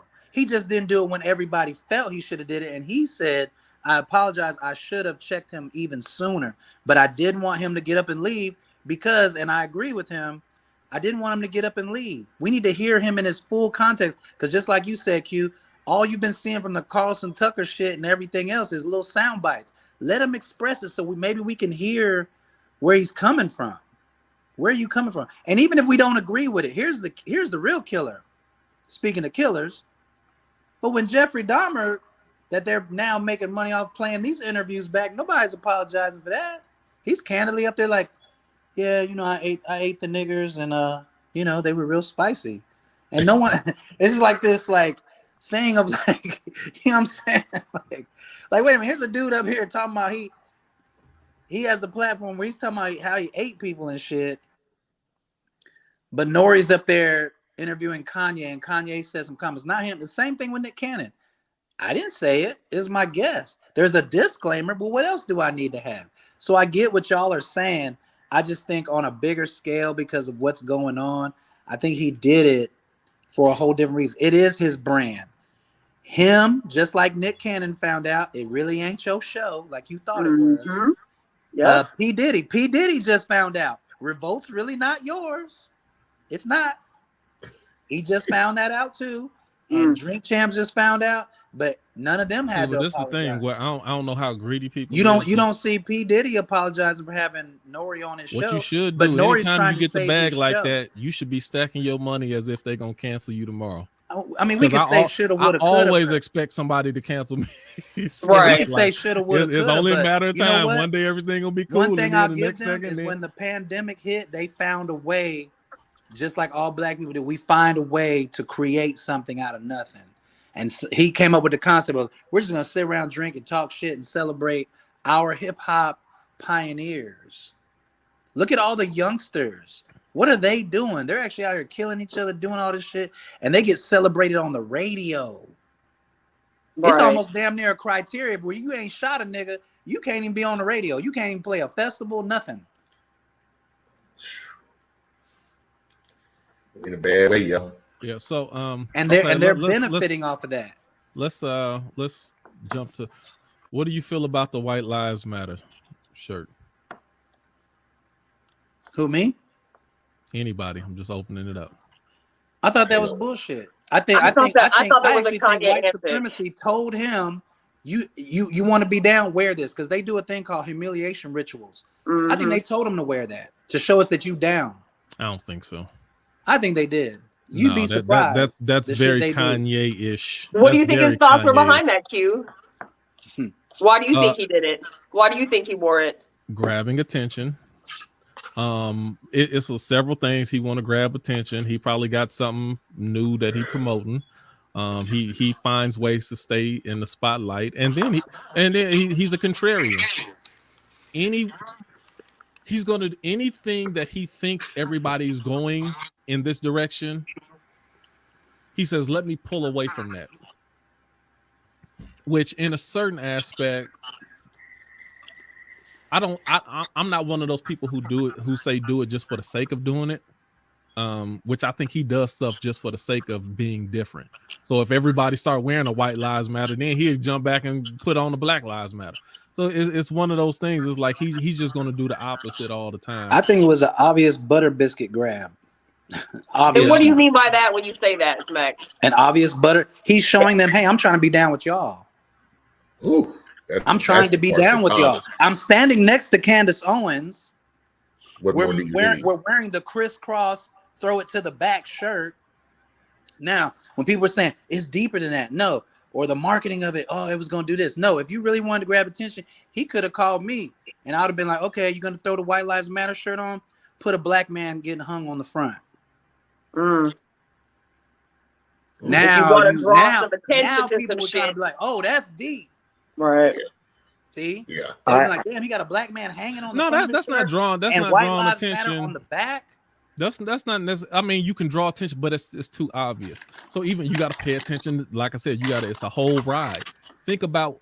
I don't know if you was paying attention to what he said when they was asking about his albums. He said one of my least favorite was I think Late Registration. He said the reason it's one of my least favorite because I filled in all the blanks for everybody. He was like, I should. He said the better thing to do is you put it out there and you leave the end blank to make people that it shows you where his mindset is. So putting that with some noose around a black man, you filling in the blanks too easily. But when you put it out there, just the shirt, white lie. Okay, what are you trying to say, Kanye? He's trying to get this. The blank is still there. What are you trying to say? See, I think, and that's why I said what I said in the beginning. It's something behind it, a ploy, a plot, but it's so dangerous. It's so dangerous, especially from where I come from and what I see. Yep. It's just dangerous. So if you're trying to grab attention for your next album, whatever, it's certain shit that white folk can do that black folk just cannot do. And so go ahead. Imagine Farrakhan with that shirt on, talking about it's deeper than what y'all think. Let DK get in. I think that shirt is doing exactly what he wanted to do. We're talking about that shirt, and them fuckers are selling. That is exactly what he wanted to do. But what's the difference? Because hidden message in it's that not shirt. selling. I think it's he took his clothes out of Gap, then he pops up with this shirt. That shirt's selling. We know what he's doing. It's not selling. He said it on there. They're not selling. They didn't put it out. If he would have put that shirt out, anybody can put it out there and start selling it then. If he'd have put that shirt out, it would have sold. Because okay, so to Smack's point, who would have bought that shirt? Who would have realistically purchased that shirt? Nikki, plenty of people are going to purchase that shirt. Kanye West. If he don't sell it directly, I guarantee you there's being imagine a black dude bought that shirt and walked in Midtown. How long would that last? How long would that shirt get his ass beat? Kanye got fans. Well, hold on. Let's back up, free thinkers. Kanye fans ain't in Midtown, but he got fans. Let's back up, free thinkers. What's wrong with the shirt? Even his Jewish manager and them said, no, we're not putting that out. It's not. Free thinkers. Go ahead. What's wrong with the shirt? What's wrong with the shirt? What's wrong with the shirt? What's obvious don't need to be explained. It's a rude fucking point. White lives have never not mattered. So at the end of the day, it's a T-shirt. It says White Lives Matter, period. But when we say Black Lives Matter, motherfuckers just want to act a fool with us. So when this shirt came out and Kanye, a black man wearing it, and Candace Owens, a semi-black woman wearing it, it hits different. It just does. I don't know how to explain it or verbalize it, because of the branding. But see, let me see. That's why I said That's why I had for me. That's why I had to watch the whole interview. See, because one of the things Kanye was talking about, and I feel like I'm taking up for him all of a sudden now, but I caught the context of what he was saying. He talked about how the Democrats and a lot of people they thrive off of Black trauma. Period. He kept talking about how they thrive off of Black trauma. And think about that. The fact that a shirt saying white lives matter can trigger a whole race to come to an assumption or a conclusion without, even before you just look at it at face value. Is it something wrong with saying white lives matter? No, it's not. And see, and not only that, he also talked about how how also the Democrats, they use the Black trauma to separate ties from you. That's how they separate, because there's still a lot of white people here too. Put that same shirt on Farrakhan. It's the same thing. It's the same way how Trump got put in office in the first place, because there's a whole group. The world, I mean, our country is more than just New York, California, and the Texas states and Chicago. There's a whole rural America out there that's not being heard and listened to because there's not enough delegatory votes that's going to come that way, and they've been overlooked. And he was like, when you don't, Trump knew how to say, I'm going to go to those little places and I'm gonna get your vote. I'm gonna act like I'm one of you. I'm gonna let you know that I hear you when nobody else is listening to you. Go ahead, Stokely. Oh my goodness, my Lord. But we know as a country, states are populated differently. You know, there's some states. I lived in Vermont for 5 years. I saw 2 Black people and I was one of them. Huh. So to see a nation, you go to Indiana, you go, and I'm not talking like Gary, Indiana, but you go to certain parts of Indiana, there's no Black people. So yes, Trump spoke to those people that needed to be heard. I get that, but to have, I don't know, man. I need to think this one through. I think we try to load on to something. I mean, if you want to, you can load on after it goes, when you find the meaning or the reason why somebody do it, then you can attack the reason they're reasoning for it. But certain things on face value. Do white lives matter? Yes, white lives matter.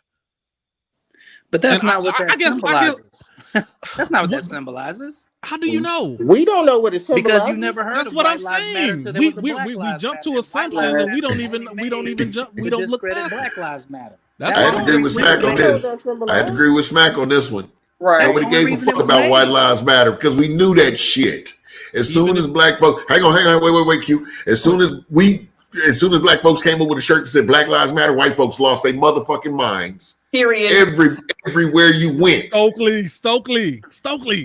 So what makes us better than them when we it's not about because somebody got a white lives matter shirt? Q, it's not about being better than them at this point. It's about showing these motherfuckers that have done the same shit for 400 plus years to Black people, and we're doing the same thing. We can't have a motherfucking thing. Kanye. Huh? This is an example of Black trauma where we can I get it. Triggered by a simple slogan. I get what you're saying, but like I was saying earlier, it's the message that was portrayed that I had the problem with. It wasn't, like I said, the part of the interview that I listened to, I was like, okay, well, I can rock with him on this, but I can't rock with him on this. You know, it's a message is sent and the damage is done when they see a Black person do that shit. They like, oh, see, I told you we were right. It's like a nigga co-signing for a motherfucker, for them.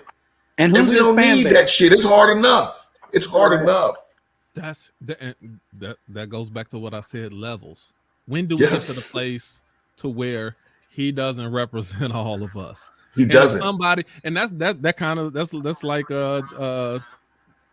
Dave Chappelle said that in when he was talking about the trans world and stuff like that. And he was like, I say certain things and it's jokes and I got friends this and this and that. If you take anything that I say seriously and something that I say is make you want to go out and harm a transgender person, then that probably just means you a piece of shit and you got the problem and you shouldn't see me no more.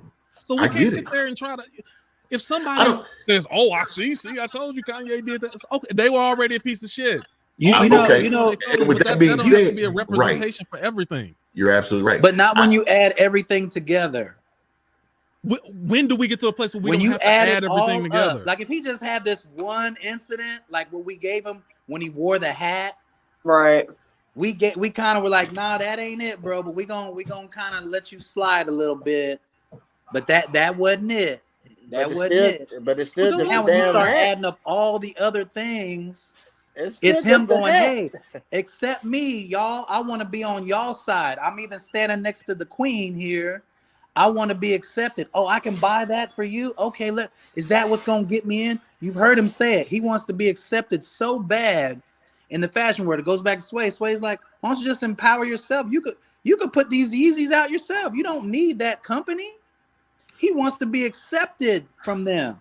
And what hurts us is it's the same thing OJ did. I'm not black on OJ. No, it doesn't hurt us. That don't hurt me.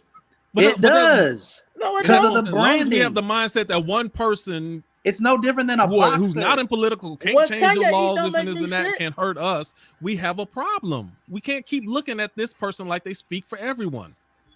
It's not that. It's called branding. But if everybody is punished, if everybody is ridiculed, if everybody has to fall under the same type of bullshit, then you might not be affected immediately right now, but the long term, there's going to be some backlash for black artists, black people, black men, black women. I mean, he doesn't speak for all black people. Nobody is a monolith by any means. But if you have a mouthpiece and they don't like what the mouthpiece says, everybody gets a consequence. Let me say this also as a free thinker as well, and this is another one of my issues. As a free thinker, why is it that we're so frequent our frequency and we're so zoned into our own trauma? So he could say, think about this. Dave Chappelle talked about transgenders, big uproar. He made a bunch of Jewish jokes and stuff like that. Ain't nobody pay attention to it. And you know why? Because he left that money on the bus and said, fuck you. But that part doesn't affect us. So just like how Kanye said all this stuff about the Jewish media, how he said at least 50 times, we didn't jump out and say nothing about that. Maybe Jewish people did because they felt some type of way. We didn't say nothing about that. We ain't say nothing when he said George Bush don't like black people. But when it's something that comes down our road to where we feel sensitive or it hurts, like if you're going to be outraged about everything. There was plenty of stuff that he said all throughout there to where you could have been outraged about 4 or 5 different things. But you're only outraged about that which you feel points directly to you, which means you're not a free thinking person. You're a group think minded person. Like I was saying before, same scenario. Farrakhan at the Balenciaga fashion show wearing that shirt. That would just be absolute fucking. Let me repeat it. Silent. Same scenario, just like it was just now. Same scenario. Farrakhan at the Balenciaga show standing next to Candace Owens wearing that shirt. I would say, I'd have the same response. Thank you, DK. I'd have the same. You would just say, scroll past. You wouldn't be like, what the fuck? No. Or I might go back and watch a if that's 3-hour interview of his to see what he's talking about. Okay, cool. I'm going somewhere with this. So if that's the case, then don't ever be outraged when another black person gets killed. Don't even scroll past it. Scroll. What does that shirt got to do with black men? Scroll, because what you just said. What? You scroll right past it. What does that shirt got to do with black men being killed? I guess we'll wait for the next one to get killed, and when you see it, scroll past it. And that's gonna happen because the next black person get killed is gonna happen because Kanye had a White Lives Matter shirt on. Hell no. No, you're missing the symbology of it. You're missing the whole symbology of it. But I'm gonna let you. But when it happens, I'm gonna hit y'all and say, "Hey, what do you think about that? Did you scroll past it?" And I'm gonna say, but did he have on a White Lives Matter shirt? You know what? I do scroll. It ain't gonna matter. Did he have on a White Lives Matter shirt? Hold on. Black people get killed all the time, and I do scroll past it because I'm not interested in an overabundance of black trauma. Did you scroll past Breonna Taylor? That's why I don't watch World Star. Did you scroll past Breonna Taylor, George Floyd? Trayvon Martin? You asking the wrong person. No, I'm asking, did you scroll past all that? Or did y'all stop and go, damn, what the fuck? Very vaguely. They let what? They let you know what? they let George Zimmerman off? I've never watched the George Floyd video.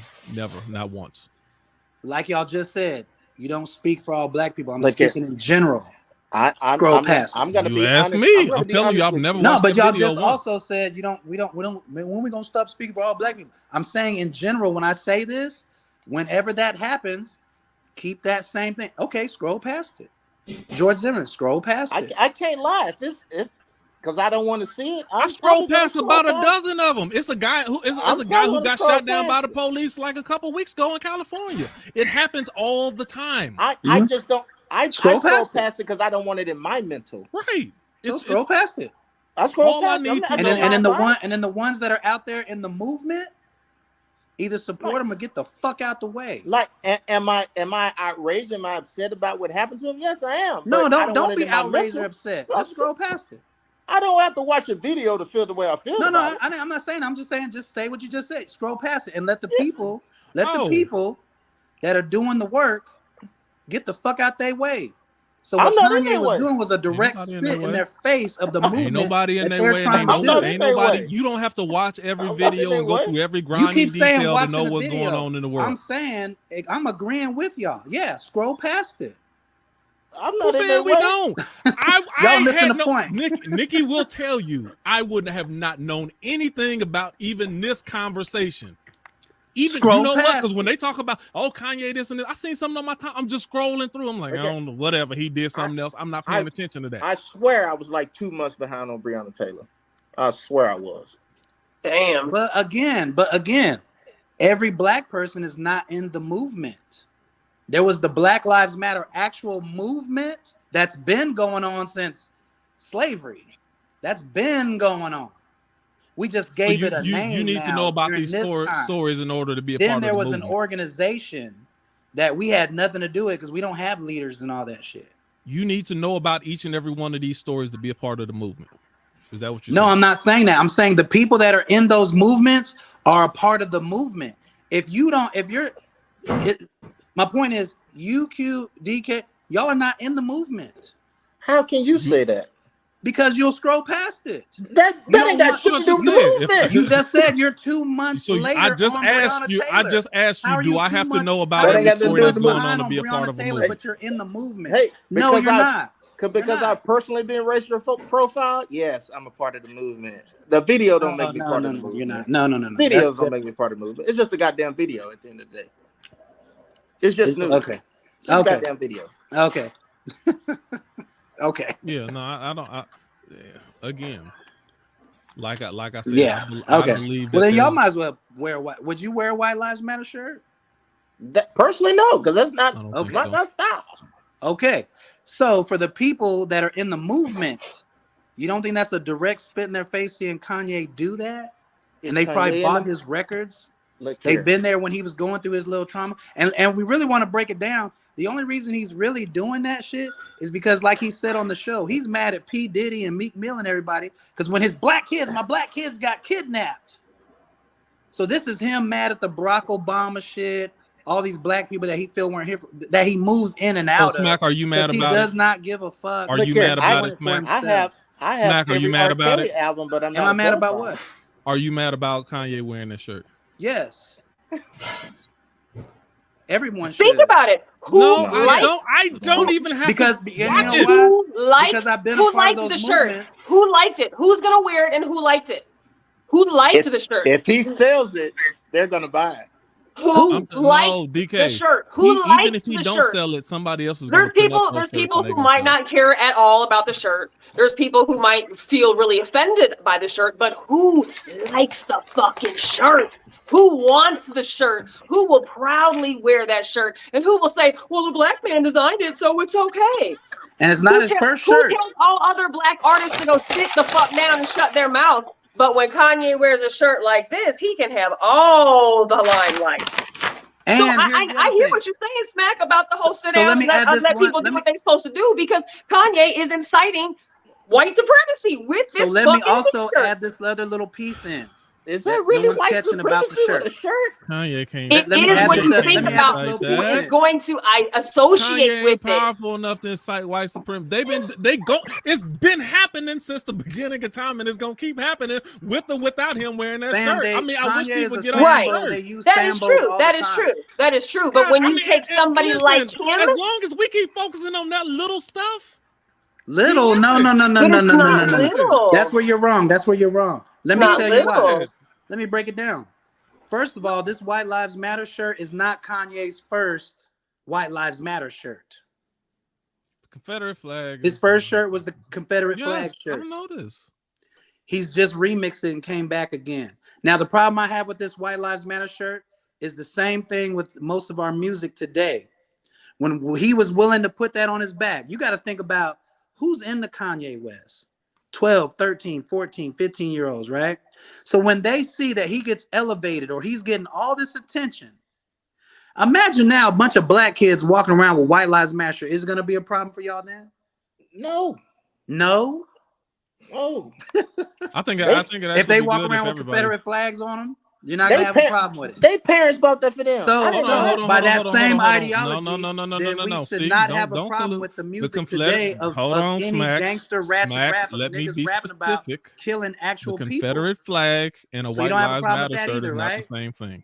So you don't have a problem with these rappers rapping about people they've actually killed, right? Or dead people.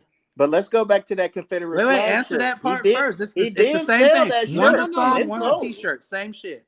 That t-shirt sold, as I recall. And he was selling it for $100 a pop. Which one? Yeah, which one? The Confederate flag, right? Shirt. Who bought it? Everybody went to them concerts. White people bought it. Black people in them shows too. And the shirt was $800. And they bought it. White people bought the shirt. Black people bought that shirt too. No. Black people bought that shirt too. Black people didn't pay no $800 for that. I personally know black people that have worn Confederate flag shirts. Black people bought Kanye shirt. They are a part of the motherfucking problem. They are part of white supremacy. They are a part of the motherfucking problem. They bought that motherfucker too. I promise you. Then they are part of white supremacy. Absolutely. You're basically saying, hey, I'm here. Okay, I'm down with y'all. I'm wearing the flag. I'm wearing the colors. Smack. I agree with you. Hold on. I agree. We are all a part of white supremacy. And just like I said, Nori making that apology, that's a part of white supremacy. All this stuff, a lot of this stuff that we do, all of that stuff contributes to white supremacy. Don't stop at one incident. That's what I'm saying. Think freely. Think all the way through stuff. Well, then if it's all part of white supremacy, then you can't be mad that he apologized. I said I was mad that he apologized. Can y'all hear me? What's up, Swift? What's happening? I'm late to the party. Oh, yeah. What's your thoughts? Party over. What time is it? As always. Right. Hey, but you know when I say something, I'm gonna leave y'all thinking because I'm a free thinker. Okay. Well, let's have it. What's your thoughts? So here's my thoughts. Number one, if people can't see that Kanye West is manipulating the media like everybody has manipulated the name Kanye West, then y'all missing the biggest point. Number two, it's real easy. If you don't like it, don't buy it. If you don't like what he's saying, don't listen. You don't like his record? You don't think he's a genius? Don't pay no mind.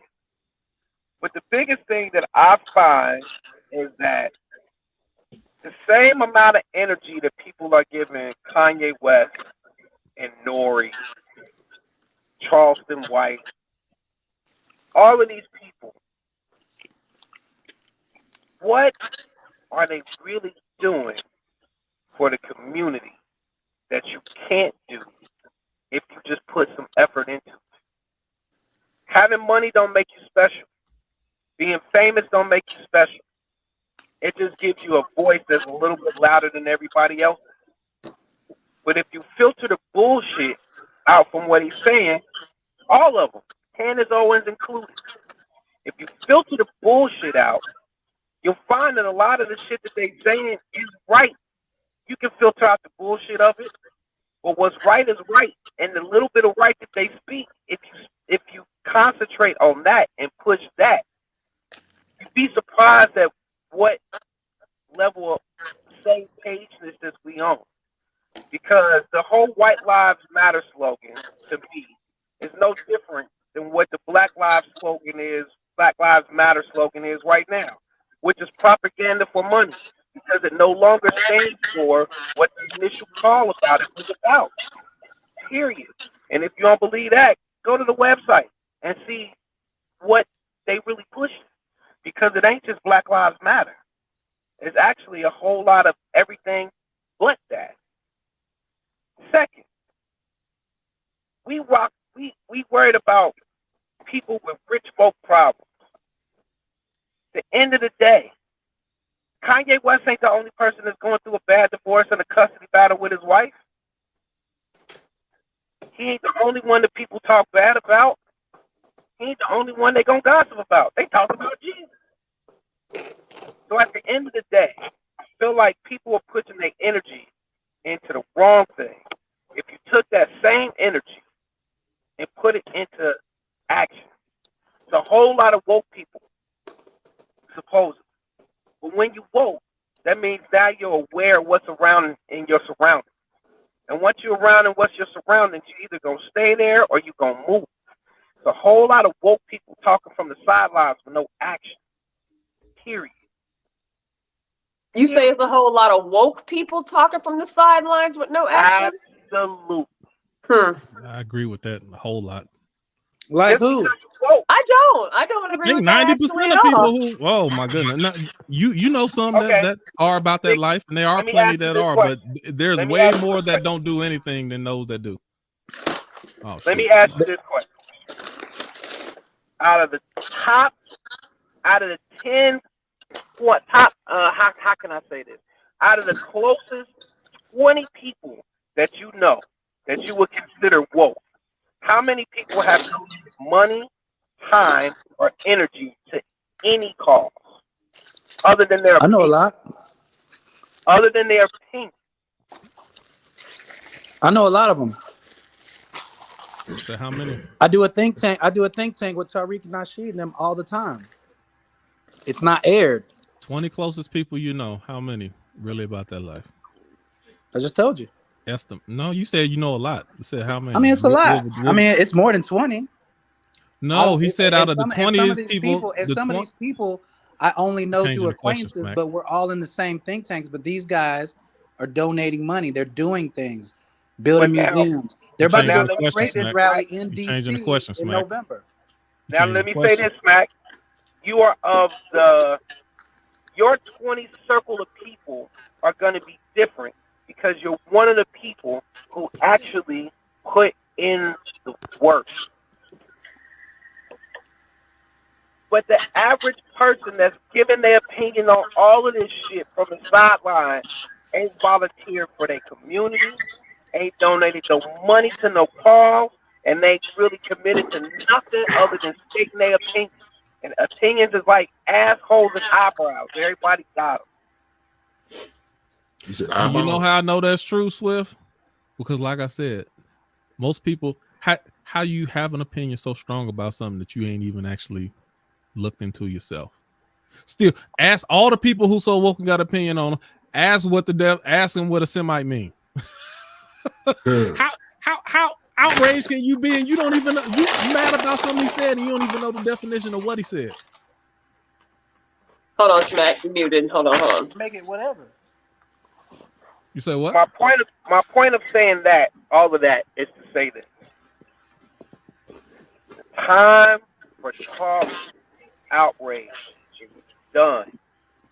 We sound like the very black community that was before COVID, before George Floyd, before Breonna Taylor, before Mike Brown. Everybody was pissed off about it. But you know what made a big difference? When people took to the streets and said, we're going to do something about it. But you've noticed, since the world has opened back up, and everybody ain't just to themselves, the amount of energy, the amount of activity for these very causes that we was ready to burn is increased 90%. So we so mad about Kanye West. What you gonna do about it? Talk about it. So Swift, that's why, That's why I went back to what I with this said. whole thing about it, like Charleston White, T.I., King, Boosie, all of them, they rich. And when it's all said and done, even if they got kicked off social media today and couldn't open another social media account, they rich. Their families is taken care of. With the exception of a very few, most of these people that's giving their opinion ain't about that life. Dual life. They still, I think just like the Facebook person said, but most of the people that are about that life and they start talking about it, you get removed. Period. I've been very vocal about this. Now, I know Nikki, you know this. I've talked about it. When I think it was George Floyd, I was down there every day. I was bringing food, water. I was doing all this stuff. When I wasn't invited back to the meeting, because all I said at the meeting was, all we need to do is just pull out our own money. I got 10 grand. Let's go. Can everybody match? They didn't invite me back. So I stopped doing it. Everybody got 10 grand. Just, right. I mean, no, but I'm just saying. So for what Swift was saying.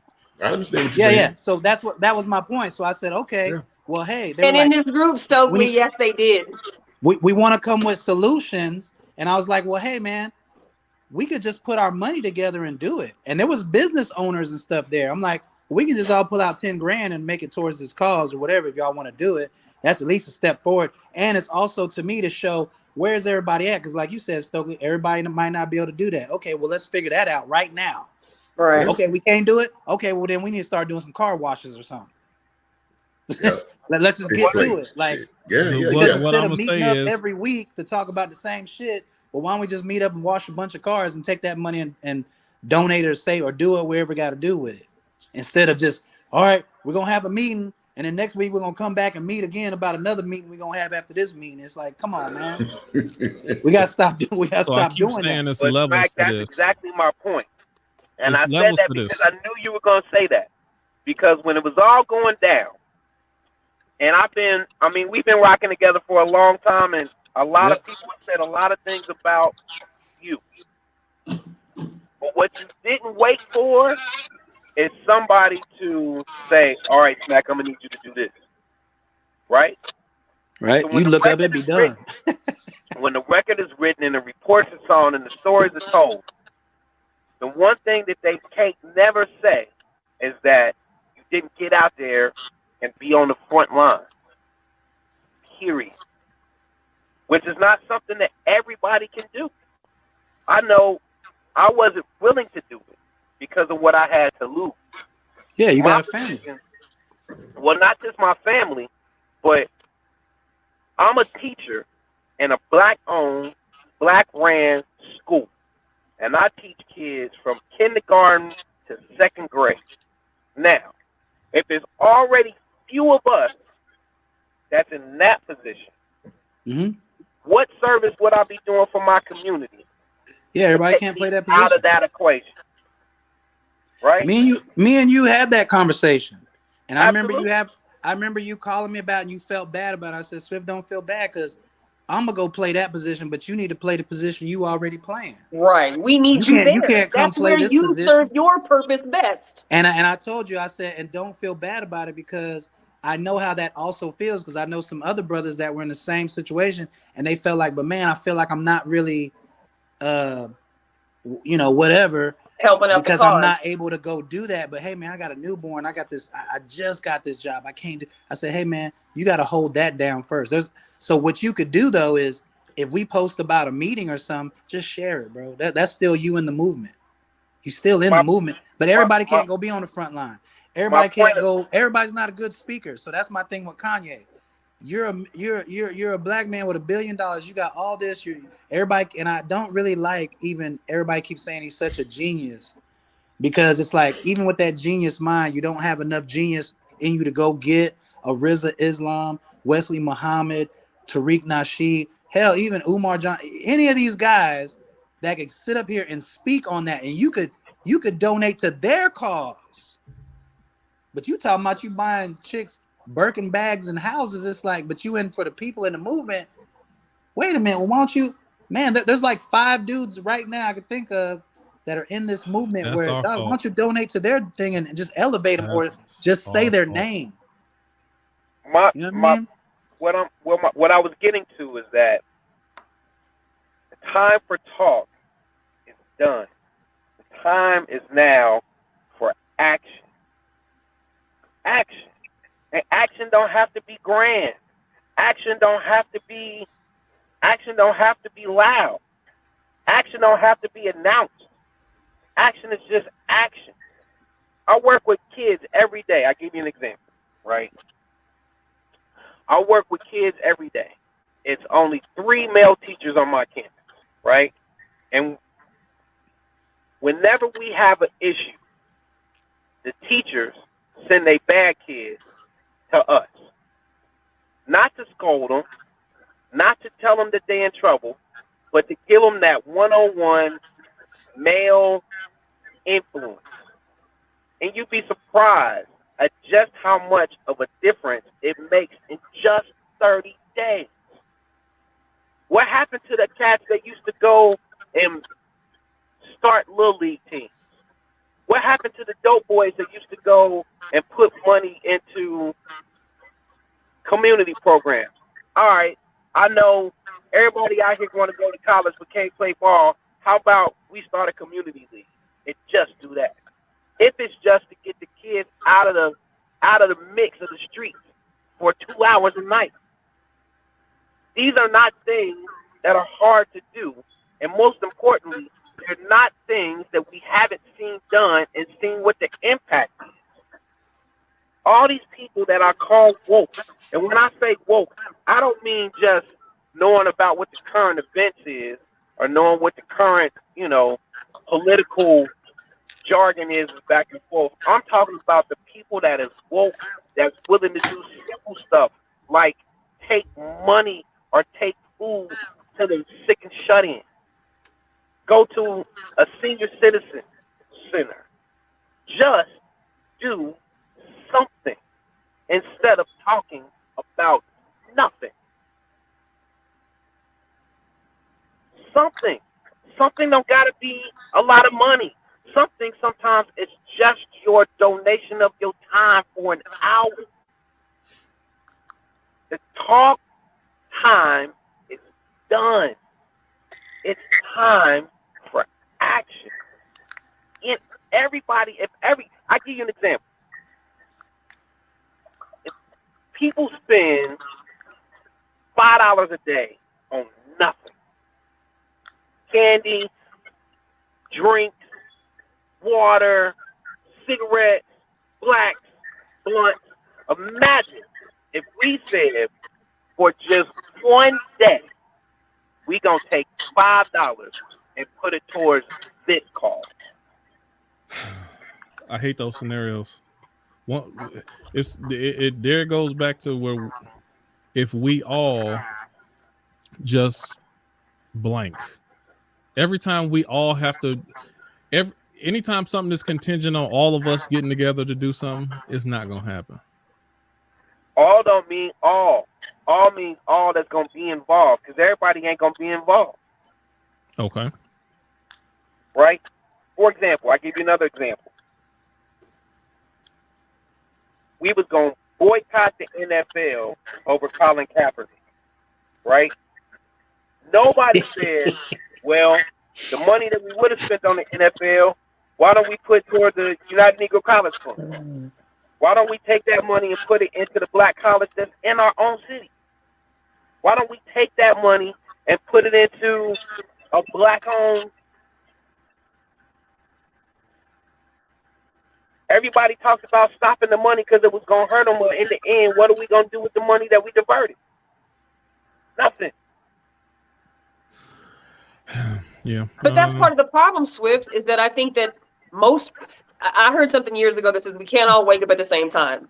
And I firmly believe that. Everybody cannot wake up at the same time. So there's steps and there's levels and there's different spaces and places in which people who do want to be about the action have to kind of go through those different stages of change to figure out what is the most effective way to go about that. So for some people, something as simple as not watching NFL anymore may be really, really minuscule to one person, but to the next person, they have grown up with fucking football in their blood and veins and lived, breathed, sweated, fucking die-hard sports fans. So for that next person, them just not even watching football anymore is their commitment to the stages of change or the process of change, or hopefully waking up one morning and saying, this is the seed. I've got to sow this. What kind of harvest can I get from this one minuscule action of not watching football?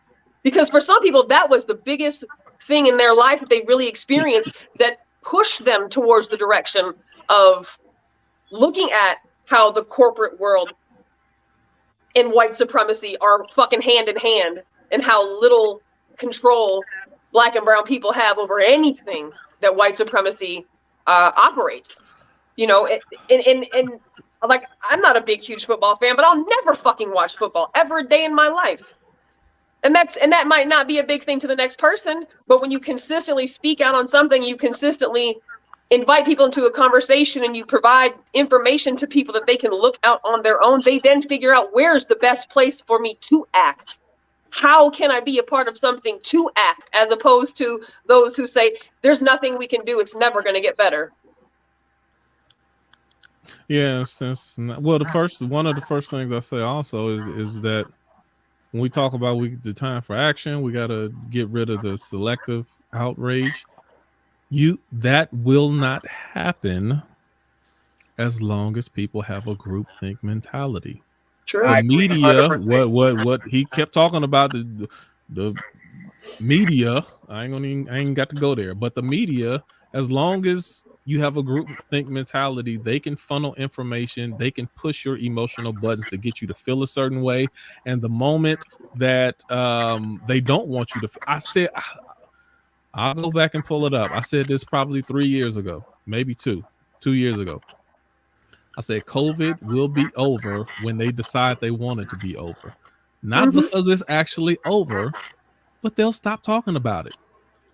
And the moment they stop talking about it, then people don't have that, because what they did is they use it to hyping up your emotions and make you super scared, and people walking around outside without a mask and they getting cussed out, you know, people cussing them out. And then all of a sudden they're like, well, we want to get back to making money because we tired of giving out all these stimulus checks, and we gonna stop talking about it.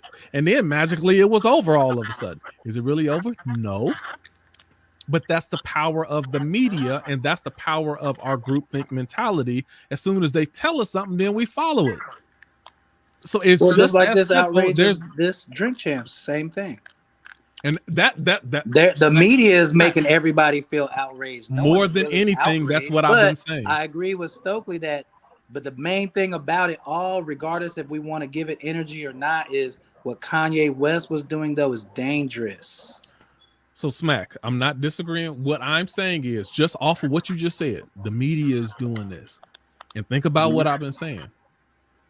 If we get to the place where we individually, like I said, DK said, I'm not watching it. I wasn't. It had y'all decided to talk about and not decide to talk about this, I wouldn't have seen it. I wouldn't have watched it. Maybe not now, but you eventually probably would have. No, I wouldn't have. Because I already got Kanye pegged out. I know what he's about. But again, that's just you personally. But the majority of people, and that's what I'm saying. So what it was gonna happen until we start promoting independent thinking. But we do promote independent. But that's the problem. I disagree because with the that. media has already gotten everybody's head that if you're not on this network platform, you ain't shit. They control the algorithms to where you're not going to grow to a potential to be heard like that. I mean, it's called programming for a reason. I'm gonna say this, and then I gotta dip. We say that we know these people, we know that they're about. Do you know Kanye? No. Let me rephrase. I know what I need to know about him. As far as for me to make a decision. Don't know him. No. For me to make a decision, if this is someone I want to invest my ear power into, I know enough about how he operates, how he likes to trigger people, how he does things for clickbait. That's what I do. I know his marketing strategies to say I could choose to or not to participate in his marketing strategy, and I choose not to. That's what I'm saying I know about him. I get that. Okay. I get that. I agree with you. There are a lot of people that say, I know Kanye this, Kanye that. He ain't this. He crazy. He this, that, and the third. The other thing that I'm going to say is that the only thing that we really know is what's percentage. And you got to be very careful about how you taking that because of who's presenting it and how it's being presented. I talked about the beginning with the fish and the bones. that was my analogy I used. But again, it's still very dangerous, because what ends up happening is what white supremacy would do is, oh, you was willing to do that? Oh, we're gonna prop this up. And next thing you know, here's all these young black kids running around with White Lives Matter. And then now you got to one up it though. But right? I'm saying what's equally dangerous is when we apologize for things that we shouldn't be apologizing for. I say that on the flip side. Thing. I'm saying I think that's also dangerous, because that's still promoting groupthink. I mean, it's the same way of like how we buy our clothes. I still have people. Oh, by the way, available now on dirtyworms.net. Black owned, by the way. But I was just having this conversation where somebody was like, "Oh man, it's $30." I'm like, "Yeah, it comes in this cool box, has this." Oh man, and I always use this now. I just say, "Dude, but you're wearing a Gucci shirt." Yeah, but this is Gucci. See, it's like perception. Yeah, but when shit hit the fan, I'm gonna be out here saying something. Gucci ain't gonna say shit. They're gonna tell you, "Shut up, nigga, and take this shirt and just go about your business." And there you go. That's another example of groupthink. Now, but that's what I'm saying. But since I'm saying me on the other hand, because it's not just one thing; it all works together. So that's what I'm saying, though. But you see examples all around, and let me give you an example. Like me, I have several of your shirts, and in all honesty, I think your music is well put together. Rock and roll ain't my biggest thing. I don't know. I like a few of your songs, but I don't know a whole lot of your stuff. You don't have to. But I rock exactly. But yeah. I like the merchandise. I think the shirts is fly. I think the stuff, and I support it. It don't matter. I don't have to walk around with a Gucci thing. Just say, "Oh, I got Gucci." That's somebody who I can look at something and say, "I like it. I can wear it. It's very good quality," and then I can rock with it. But that's what I'm saying. It's still a free mindset type of thing. Whereas you're gonna find some people like me. If it look good, it feel good, and I rock with the people who do it, either out of support, not just out of support, but I also like the product. And then you get some people, if this ain't a brand that everybody's familiar with, then but my point to add on to that, it's the intentionality behind it, though. Yeah, for me, my point to add on to that is that's the thing of the programming. They're gonna support it once they elevate it. If they don't elevate it, they don't see the value in what I'm doing. I'm like, yo, but we don't need them to elevate it for there to be value. There's already value there. Absolutely. But what most people do, like they used to do this to me when they would always say to me, "Oh, this used to be the one killer thing." They would always say, "Well, if you're that good, how come you're not on the radio?" Right. But you can't say what you say on the radio. You'll never get on the radio. I'd be like, well, I don't think they're gonna fund the movement of what I'm talking about on the radio. For one, but two, we all grew up thinking it's based on your talent, and if it's good, has nothing to do with that. It's all propaganda. It's all what they're willing to sell. Don't y'all find it strange? And you could turn on the radio. I was even shocked at this. Still groupthink. I was shocked at this though. You could turn on the radio right now, and if any black artists come on and you really listen to what the song is about, all the chicks are rapping prostitutes. Yes. All the dudes are actually rapping about dudes they killed on the next block or that are dead and naming them. And I'm like, so what does that family go through that's hearing about their cousin that's murdered? And it's like, yo, this is out of control. So when we talk about, like you mentioned, groupthink, I mean, we're talking about all the symptoms of what supremacy is. Supremacy is the root. These are all symptoms. Everything that we've talked about tonight are all symptoms of that. Period. And that has to, I mean, we got to chop the motherfucking tree down and dig the trunk of that bitch out the ground. That's where we start. I say this all the time to people. I said, shit, you know, because they're going to give me all these what ifs and if this and that. And I'm like, look, those are all symptoms. We got to get to the root. Everything that we're talking about has a root. Some people can agree or disagree, but I think that's where the root is. If you don't have your own mind and your own thoughts, you'll never get there. You can always be controlled. Your emotional strings can be pulled to this and this and that. So even in the same, as crazy as stuff Kanye say, okay, I disagree with him. That's that person's opinion, and I keep on moving. That's a part of it. And it's not just, see, and this is how I promote what I believe is going to fix the overall problem, even though I don't think the problem is going to be fixed. But if it is, me saying that's that person's opinion, I can disagree with it, but without having to come out and attack him and this and this and that. I promote free speech. I promote people to have their own mind and their own thoughts. As long as you come and formulate your own thought, then I'm cool with it. I'm okay with it. I ain't got to agree with it. It ain't no problem. But we'll never get there as long as we keep thinking, well, you until you get your own mind, I just don't think we'll ever get right. there. And I agree. And I thank your grandfather for the fish and the fish that he made with bones in it, because I'm gonna use that shit next time. Hey, that came off the top. That's some good shit right there. Yeah, you don't have to partake. You don't have to partake in that shit. I get it. I remember a few shows back when you said, I was in my early 20s. I'm like, oh, they got fish that ain't got bones in it. Shoot. They got fish sticks. Those are called fish sticks. No. But I remember a few shows back when you said that word triggers you. Somebody said the N word, and I was like, yeah, the right person said it will trigger me. And to allow myself to get so worked up over it, I've been called it. We've all been called it, Nikki. But you know, the thing about it is, again, it goes back to me saying, like, I know my line. I know my limit. I know what I'm willing to take and what I'm not willing to take. I'll walk away from shit. I'll cash it all, not all of it, but I'll cash it in to make my point. And I'll go down the street and get another job and do what I do. But it's those types of things that keep me going. I see it every single day. Every single day you hear about something, and it may be the media that gasses us up and keeps us all fighting and infighting and everything else. But at this stage of the game, I'm old. Everybody that is at least my age should know they should never call somebody a nigga to their face, period. Right. Because words have weight and there's consequences. I'm not a fighter, but I will.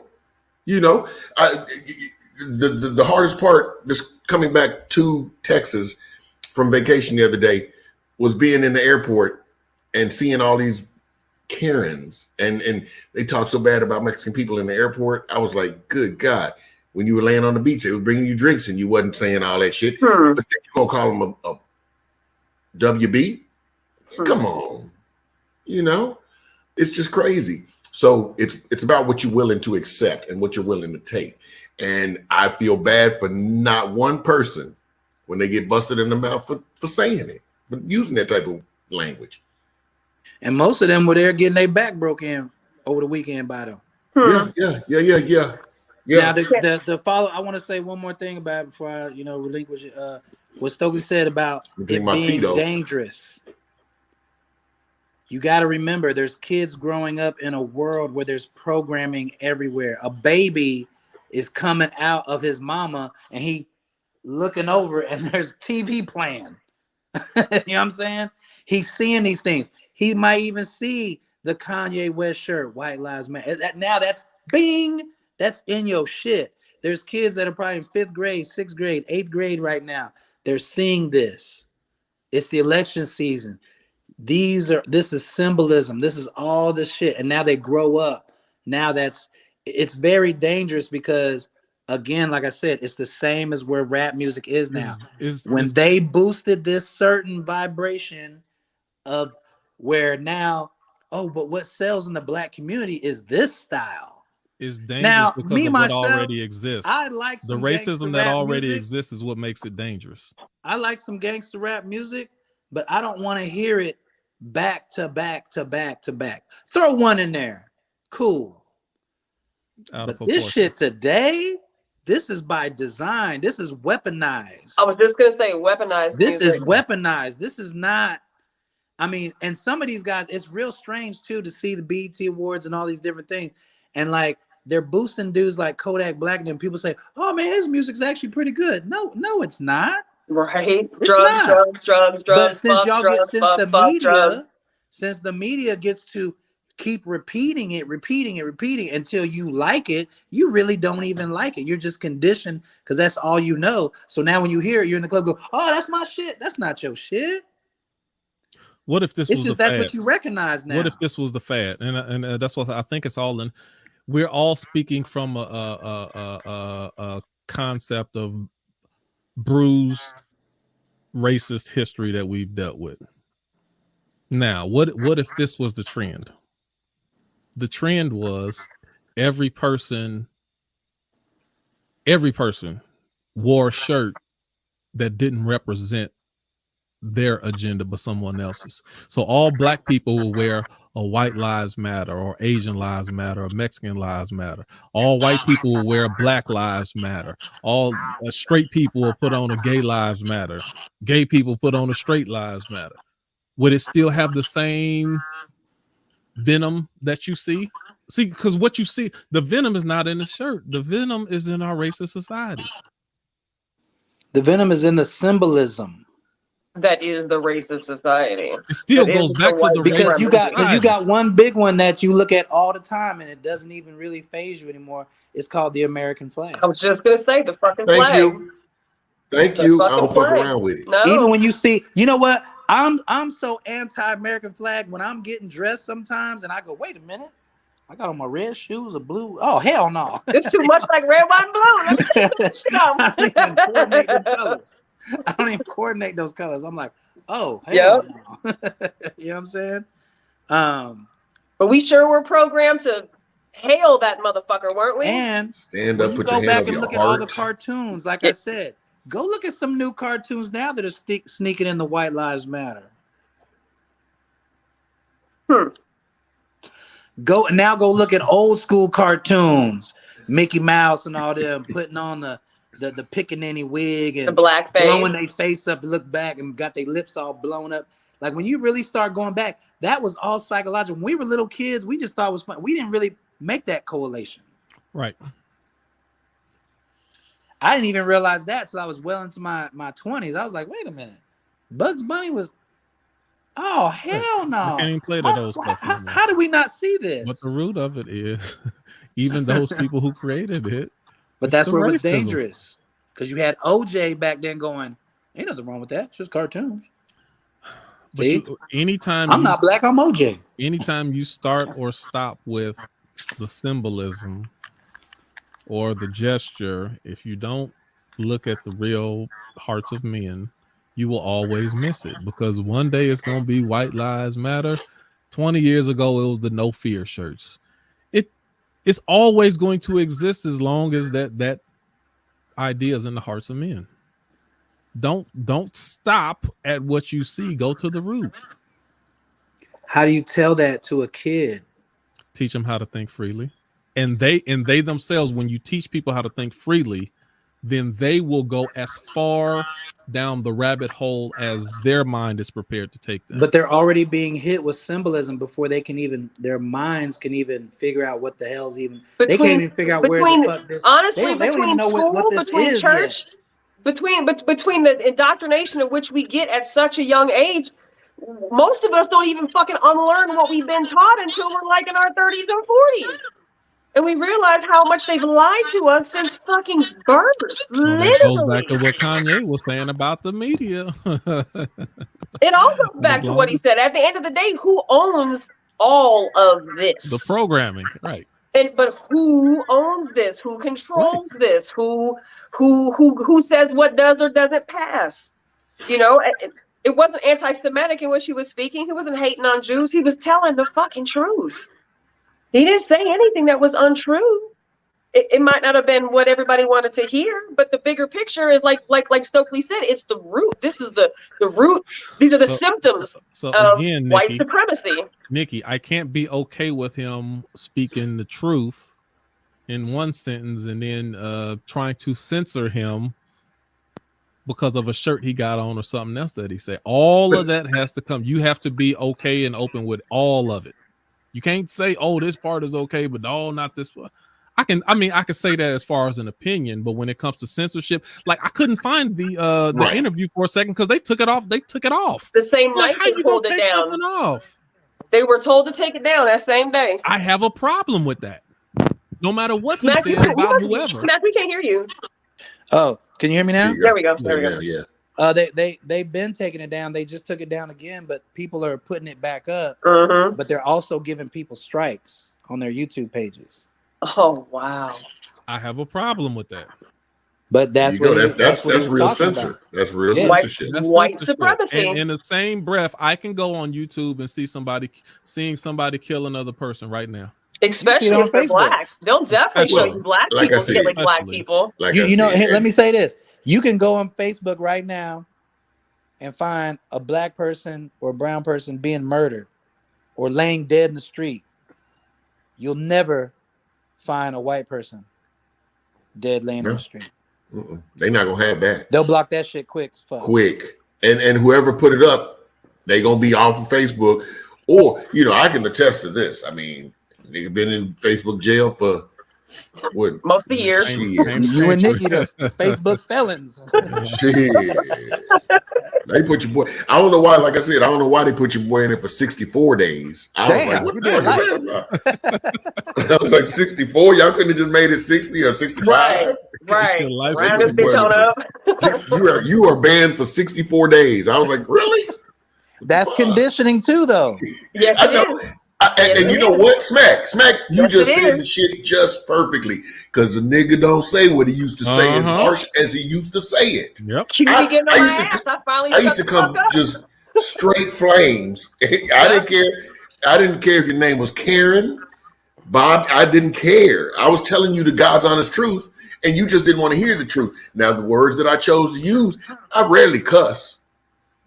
When I'm saying it, I'm giving you the God's honest truth about the history of what the fuck we talking about. And lo and behold, 5 minutes later, I go to hit something and hit enter. You locked, you gone. Oh, they used to shut me down on Black Tea Talk mid-sentence. Yeah, they would. I'd be like texting you, did you fucking lose your stream? I'm like, I can't catch nobody. See, and so now my shit is banned. Like most of the stuff I post, nobody sees right now. And okay, so here's another one coming. Y'all ready for this? All right, we got 5 minutes. Next year they have a thing that's going to be in phones where if we're having the conversation, they can shut the conversation down. Shut up. I mean, why would they not be able to? They probably can now. They just haven't done it. Nikki, come on, they will be able to shut your phone down. You'll be blocked out your phone. That's crazy. Now that's crazy. See, but I say that's crazy, and then you go over to China right now. Yep. I guarantee you, it's some shit like that. And they're the ones that own it. They're the ones that own it. Or North Korea. China's the one that owns it. Yeah, they own the technology. Damn. Yeah. They also, all the stuff they show us through TikTok and all of our algorithms, they show white people certain things. White people see certain things that we don't see. I know what I see on my end is nothing but like a lot of music, niggas killing each other, booty shaking. I mean, it's booty shaking hour now. So when I get off here, I'm about to tune in for a whole 30 minutes. It ain't nothing but twerking all fucking, until 6 a.m. But in China and Asia, I mean, you be clicking on it. That's all they show. All their kids are seeing. You stop clicking on it, then it ain't gonna keep popping up too much. Yeah, it's some stuff I see. I'll be like, ooh, but I'm like, I don't want them. I don't want. Well, they already got it because the way we talk. To me. So they can control your shit now because everything's being recorded. The AI is going, hey.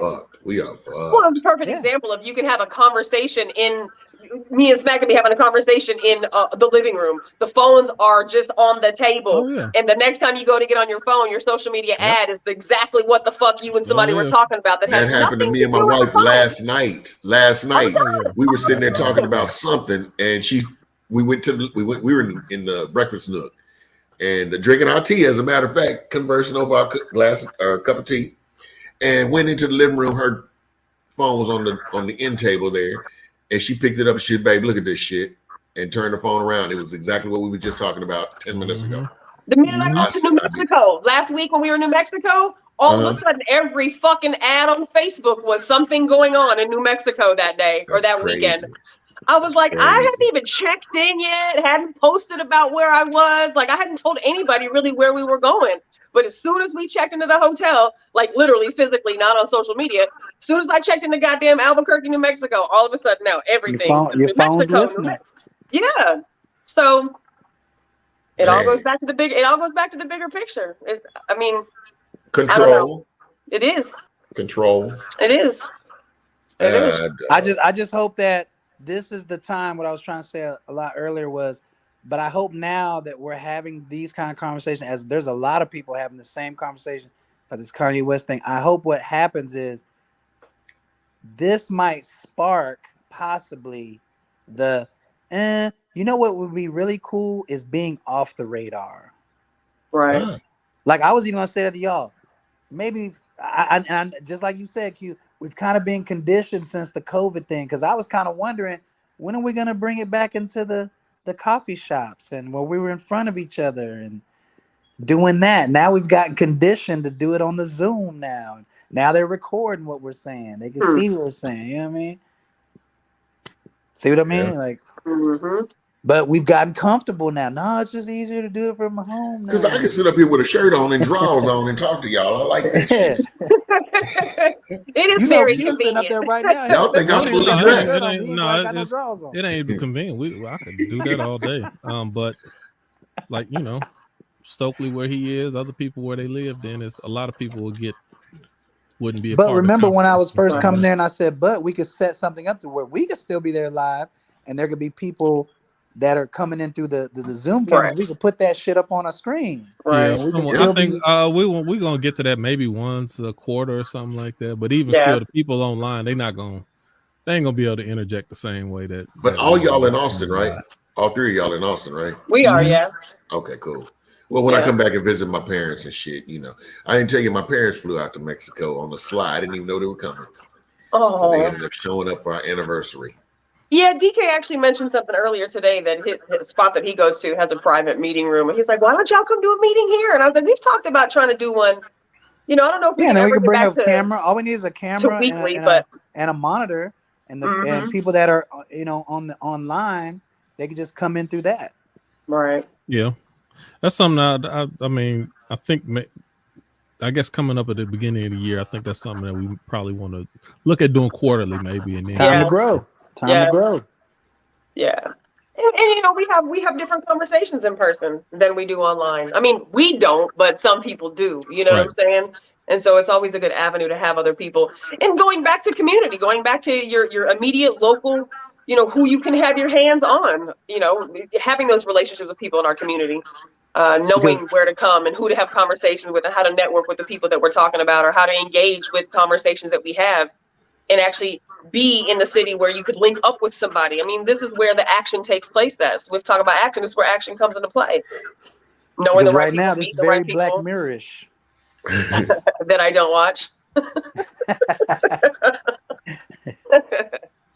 Anyways, this is why I wanted to talk about this. It wasn't about Kanye per se. It was like all the other bits and pieces that this is kind of signifying in bringing to the forefront and seeing so many different people have different opinions from, oh, he's crazy to, you know, all the different things that we express today.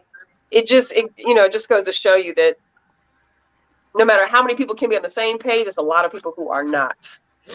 And I think that that's where some of everybody's perception or everybody's play. Right, and everybody's perception and everybody's view of that particular instance can be so dramatically different. You may perceive it to be one thing. I'm perceiving it to be something else. Elephant, smack, and so. But at the end of the day, I see it as it's dangerous. It's fucked up. But you know, that's it. I mean, we struggle enough. We don't need that extra shit. And I don't need people co-signing on this one brother right. going to do this shit. Right. So, anyway. And I'm saying, I want it to be okay that we see things differently. I want it to be that way, and I've been saying that forever. Even not even that you're wrong, but it's when I see something, I view, like Smack just said, a different part of the elephant. It ain't even got nothing to do with you being wrong. It's just this is the part of the elephant that sticks out to me the most. Right.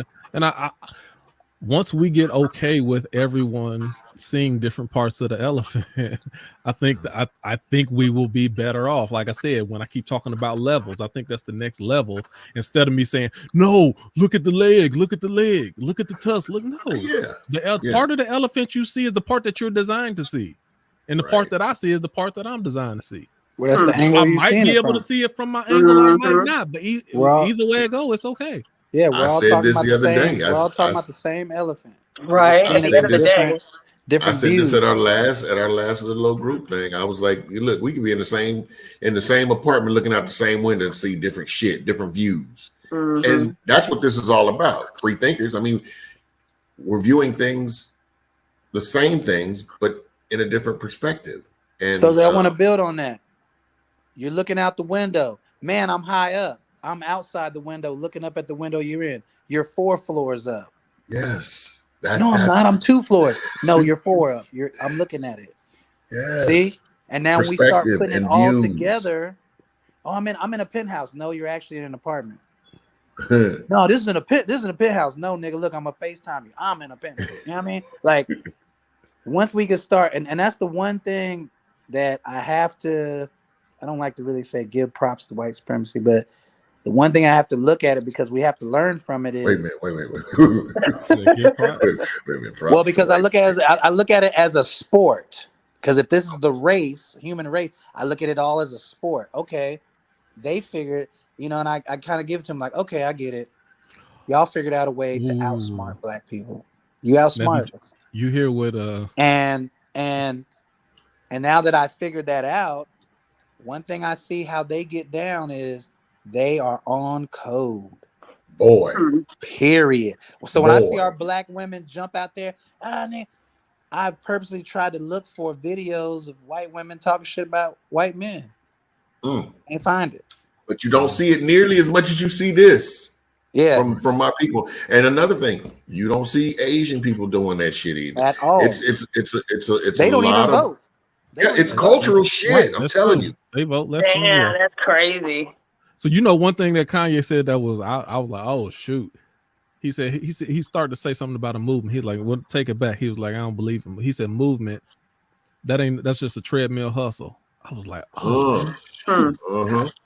When I walked in there and told him, hey man, let's put our money together. That'll kill all this shit. He said a treadmill hustle. Don't have that nigga. I was like, God dang. They didn't even send me an email no more. I used to get emails all the time about every Wednesday, Thursday, and Saturday. I've been taking off the list and everything. Running real fast, making a whole lot of movement. And they going nowhere. Yeah. That's like that wheel, that hamster wheel. Mm-hmm. That's what it is. Meeting up to talk about the next meeting. Yeah, that's crazy. That's crazy.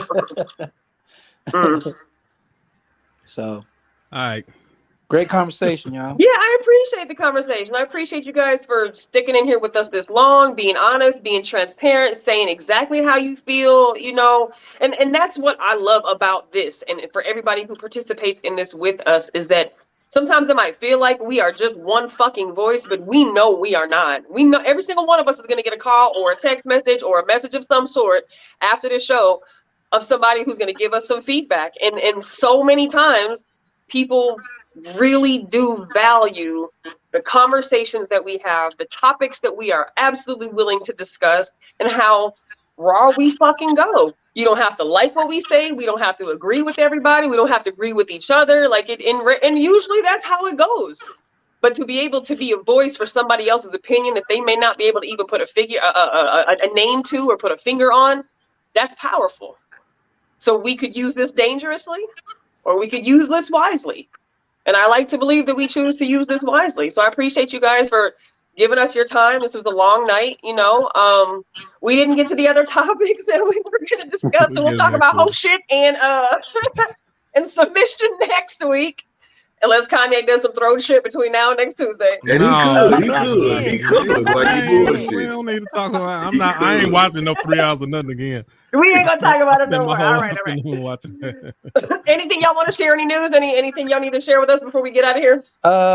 Right now on dirtyworms.net, I dropped my new mixtape. Y'all probably know the story. I started off as a DJ, but I left it alone because my rapping took off, and I always meant to get back to it. Next thing I know, 20, 25, 30 years passed. Now I'm here. COVID happened. I almost died. I jumped back in. I said, you know what?